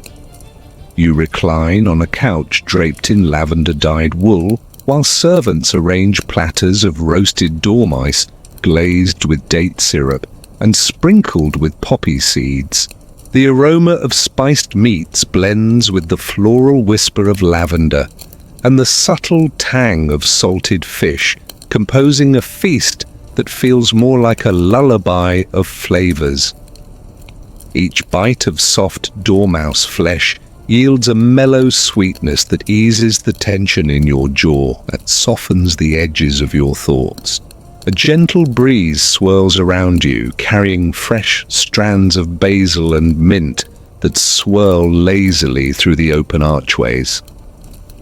In the corner of the room, a harpist plucks strings in slow patterns, each note lingering like a droplet of dew on a leaf. Conversation among the elite drifts lightly, voices hushed and even-toned, sharing reflections on distant provinces and the latest design of silk sandals. You notice the polished bronze armor displayed on wooden stands, not to be worn but to remind guests of Rome's enduring strength, a distant echo of the sands you once tread. Beyond the atrium, a library beckons, its shelves lined with scrolls bound in faded crimson and deep ochre, their parchment edges soft from countless readings.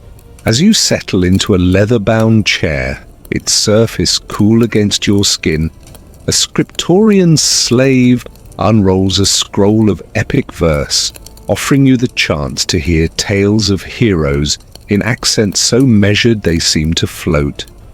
The words of Homer drift into your mind like drifting clouds, each phrase a gentle push toward reflection rather than action.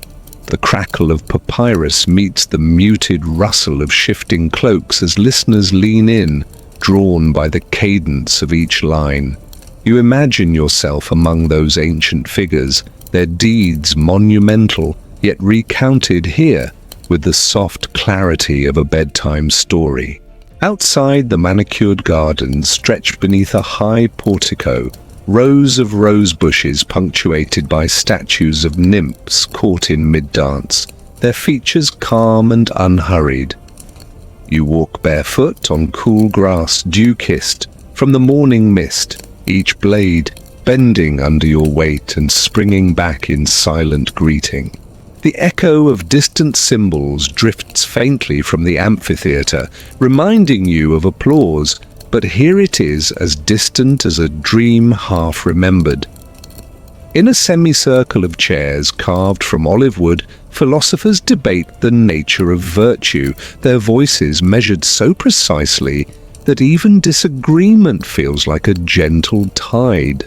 You sip from a bowl of cool spring water infused with crushed lavender, the petals floating like tiny sailboats on a still pond.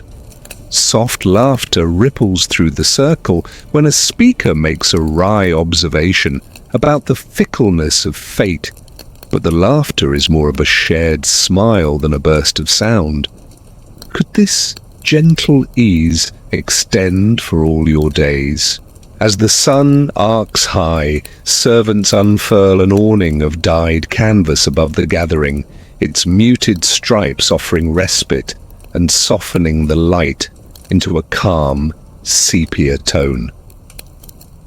The world beyond these walls stands apart, its clamor reduced to a memory you carry like a stone smoothed by time. You follow a paved pathway to a balcony overlooking the Tiber, the river's gentle flow barely audible beneath the hum of cicadas. Here the breeze carries a cool promise, whisking away distant echoes of trumpet calls and leaving only the soft susurration of water on stone. On a small table, A single scroll bears the Emperor's seal, awaiting your approval. Its weight is more ceremony than burden, a reminder of power tempered by ritual. You trace the embossed eagle on the parchment, its wings curved protectively around a bundle of arrows, and feel the contrast to the crude iron weapons you once clasped. Inside, a low fire burns beneath a cauldron of simmering broth spiced with coriander, its steam spiraling upward in lazy eddies. You inhale the savory scent and recall the coarse porridge of your early days, now softened in memory, its grit replaced by this refined concoction. A reclining servant offers to anoint your brow with scented oil, rose, jasmine, and a hint of myrrh blending in perfect accord.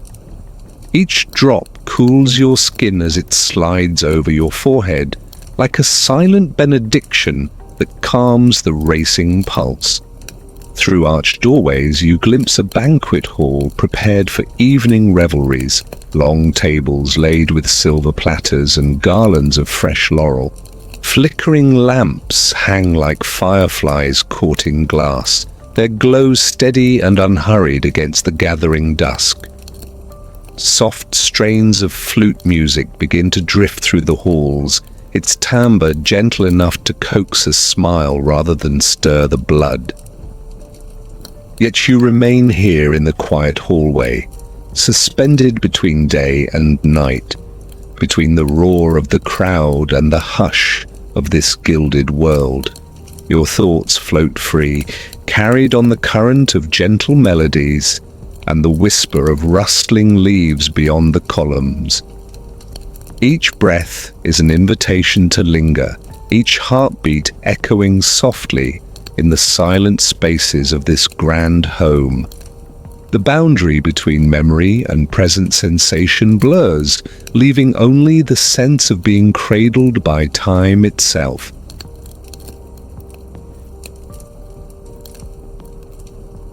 Imagine the late afternoon sun drifting across gilded corridors as the villa shifts into calm repose. Ivory lamps begin to glow, their light like caught moonbeams strung in glass. Voices from a small chamber stir as you step inside to join an intimate circle of poets and philosophers. The marble floor underfoot is still warm from daylight, its surface tracing the memory of countless footsteps. Silk curtains at the windows ripple with a breeze, carrying the scent of gardenias from outside. A slender man in a linen toga recites a newly penned elegy, his voice steady and soft as a lullaby. Each line of verse drifts through the air like petals on a slow-flowing stream. You lean against a column carved with scenes of Bacchus's harvest, the fruit appearing almost lifelike in its carved fullness. A cup of mulsum rests in your hand, its honeyed wine sweet enough to dissolve any lingering tension. The wearer of an ornate signet ring offers you a small loaf of spiced bread, the crust crackling softly under your fingers. Nearby, a bronze statuette of Venus stands sentinel over the gathering, her form radiating an almost palpable serenity. Soft laughter swells gently as a visiting dignitary shares a memory of a distant villa by the sea. The tale unfolds in measured cadences, each detail a whispered tapestry of shimmering water and olives heavy on the branch. You close your eyes and feel the rhythmic pulse of his words settle over you like a blanket. Around you, listeners nod in unison, their faces relaxed and pens poised to note a phrase worth savoring. Do you feel the words settling in your mind like petals on calm water? Outside, the sky burns in soft shades of rose and lavender, the horizon melting into night. A servant offers a brush dipped in scented oil to smooth your hair back from your forehead. The cool touch travels along your scalp, leaving a faint trail of almond and laurel. From the peristyle garden, the sound of a lyre and cithara blend into a hymn of twilight. You wander outdoors, sandals silent on the mosaic pathway that winds through beds of night-blooming jasmine. Each step releases a hushed chorus as petals part beneath your feet.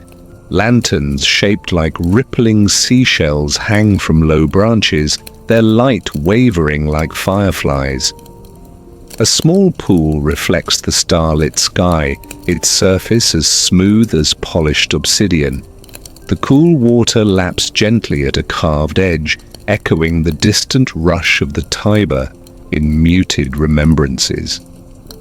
You settle on a stone bench carved with scenes of river gods, their forms reclining with eternal ease.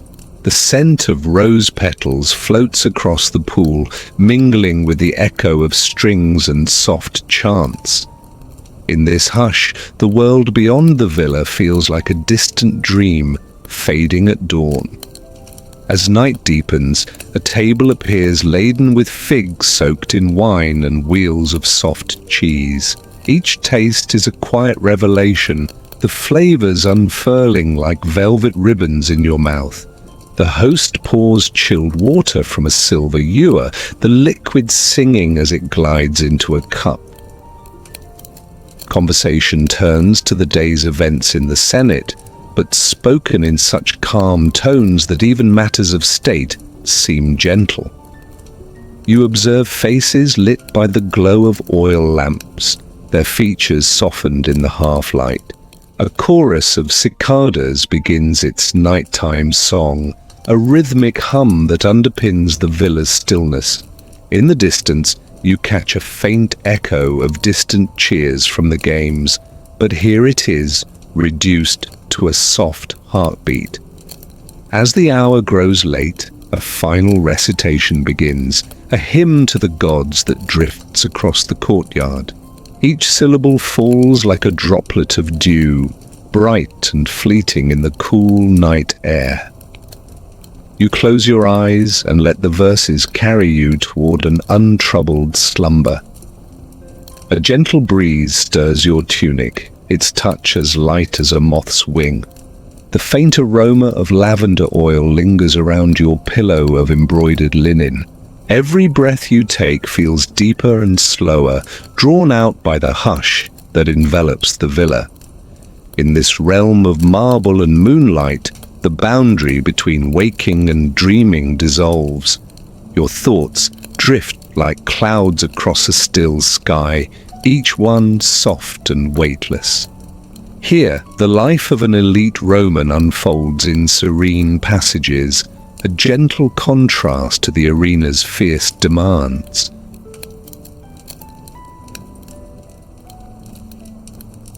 As dusk deepens over the villa, torches flicker along the outer walls, their glow gentle and unhurried. You find yourself drawn to a hidden alcove where citrus trees cluster beneath a stone arch. Their blossoms release a soft, honeyed perfume that drifts like a lullaby through the cooling air. A marble bench rests beneath their branches, its surface cool as a summer breeze. You sit and let the subtle scent of orange petals settle in your mind. Nearby, servants pour cups of chilled rosehip infusion, the liquid shimmering like captured sunrise. You sip slowly, each drop a silent promise of calm lasting beyond the moment.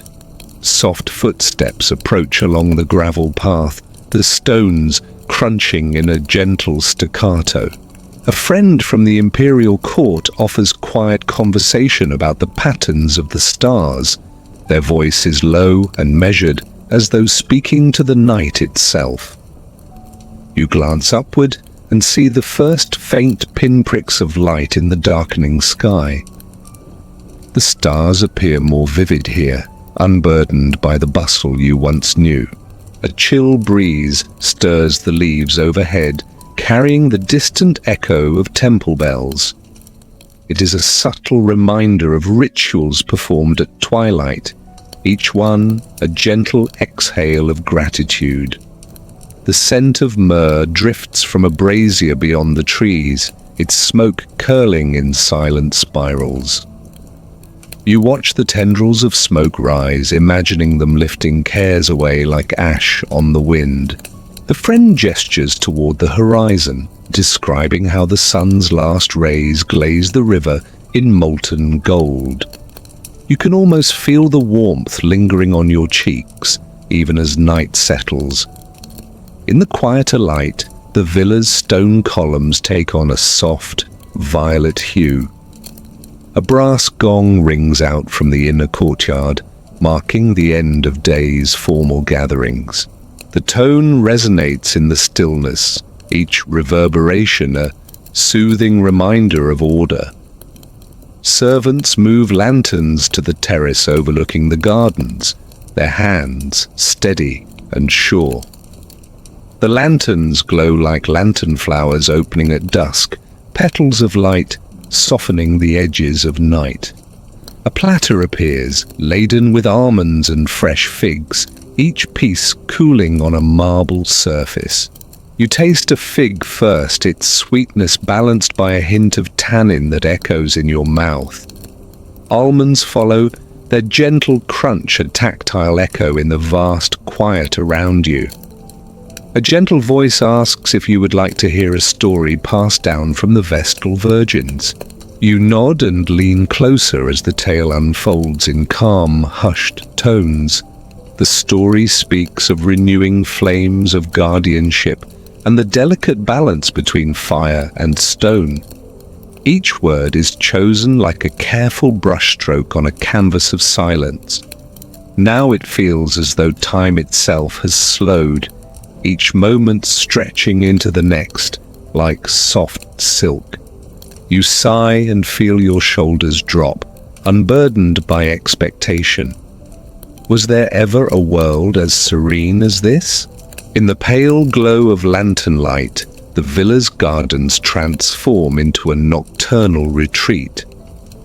Flowers that closed in daylight now open their petals to the cool air, releasing scents that drift like lullabies. You wander along a pebbled path, lined with lavender and rosemary, their fragrances weaving a delicate tapestry. Underfoot, the stones are smooth and slightly warm from the day's sun, grounding you in the present. You pause by a small pool where water lilies float like silent white boats on a glassy sea. A small fountain at its center murmurs gently, its rhythm as constant as a heartbeat. Near the pool's edge, a bronze statue of a reclining philosopher gazes serenely into the water. Its features are softened by age, yet imbued with a timeless contemplation. You rest your hand on the cool edge of the pool, feeling the gentle pulsation of water against stone. In this peaceful interlude, the weight of the arena feels as distant as a half-remembered dream. Silence wraps around you, a soft cloak woven from the night air and the echoes of marble.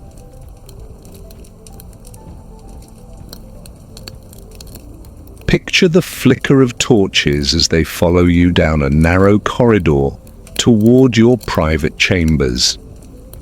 The walls here are lined with delicate murals depicting scenes of peace, olive groves at twilight, families reclining under cypress trees. Soft slippers of dyed wool cushion each step, muffling your footsteps against cool limestone floors. A servant opens a door and gestures for you to enter, the hush within almost reverent.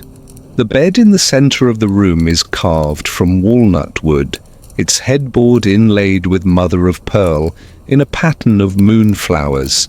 Silk sheets of pale ivory await, their smoothness catching the torchlight like liquid moonlight. Cushions of embroidered velvet in shades of rose and cream are piled high at the head of the bed, promising gentle support. Fragrant garlands of myrtle and jasmine drape across an arched alcove above the bed, releasing a soft perfume into the air. You run your fingers through the blooms and feel their cool petals brush against your skin like a soothing caress. On a low table, a lamp of polished bronze holds oil infused with lavender and chamomile, its wick burning softly. The glow from the lamp dances on polished vases of alabaster, casting elongated shadows that sway like quiet dancers. A final meal is offered, a small platter of sweet figs stuffed with almonds and drizzled with honey. Each bite is a gentle chorus of textures, the crisp almond yielding to the supple fig, all eased by the mellow sweetness of honey. You recline on a chaise at the foot of the bed, the cushions cradling your back as a cup of warm spiced wine is placed in your hand. The wine carries notes of cinnamon and clove, its warmth spreading through your chest like a gentle embrace. Outside the shuttered windows, the final glow of dusk fades into the velvety black of night. A breeze stirs silk drapes, carrying the distant murmur of the villa's quiet inhabitants. You listen as the world around you settles into a soft rhythm of breathing and low conversation. Nearby, an attendant holds a bronze basin of water scented with rose petals and guides you through a final ritual wash. The cool water glides across your arms and neck, washing away any lingering trace of dust or tension. A silk towel, warmed by a brazier, is offered to dry your skin, its surface feeling like a gentle cloud. The attendant then anoints your temples with a few drops of oil diluted with rose and myrrh, tracing a path that soothes the mind. Each drop cools the skin and seems to still the currents of thought like stones sinking in a calm pool. The hush deepens as the attendant retreats, leaving you alone in the soft glow of the lamp. You slip into the bed, the sheets whispering around you as you settle between their folds.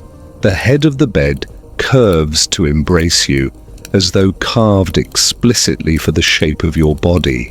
The torchlight flickers across the room, illuminating the gentle curve of the canopy overhead. Patterns of vines and stars are woven into the linen of the canopy, their embroidery gleaming faintly as if holding secret stories. You rest your hand on the cool surface of a marble nightstand that bears a single scroll tied with a silver ribbon. It contains a few lines of verse, penned by a poet friend, a lullaby of words meant to linger in dreams. You reach for the scroll and trace its ribbon with your thumbs before letting it rest again. A final breath brings in the mingled scents of night-blooming flowers and the faint wood smoke of the dying torches. Distant footsteps echo once more before fading, like a spell carefully drawn and then released. You close your eyes and feel the softness of silk against your eyelids, a gentle barrier between you and the waking world. The surge of memories from the arena, the shouts and the clash of steel now seem like echoes from another lifetime. In their place, this chamber offers a sanctuary of calm, a cocoon woven from marble, silk, and scented air. Your breathing slows to match the gentle sough of the breeze beyond the shutters.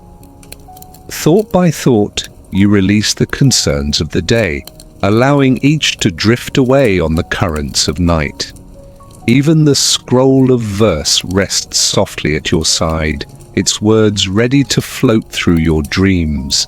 In this sacred silence, every breath is an act of surrender to rest.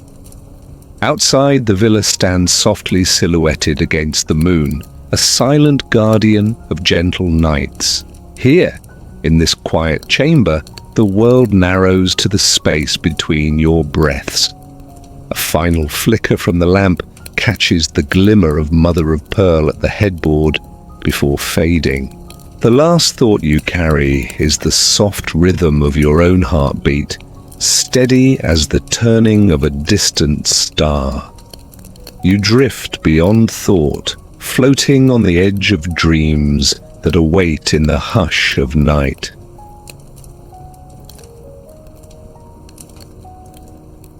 If you haven't yet fallen asleep, leave a comment so I know who stayed awake longer than I have.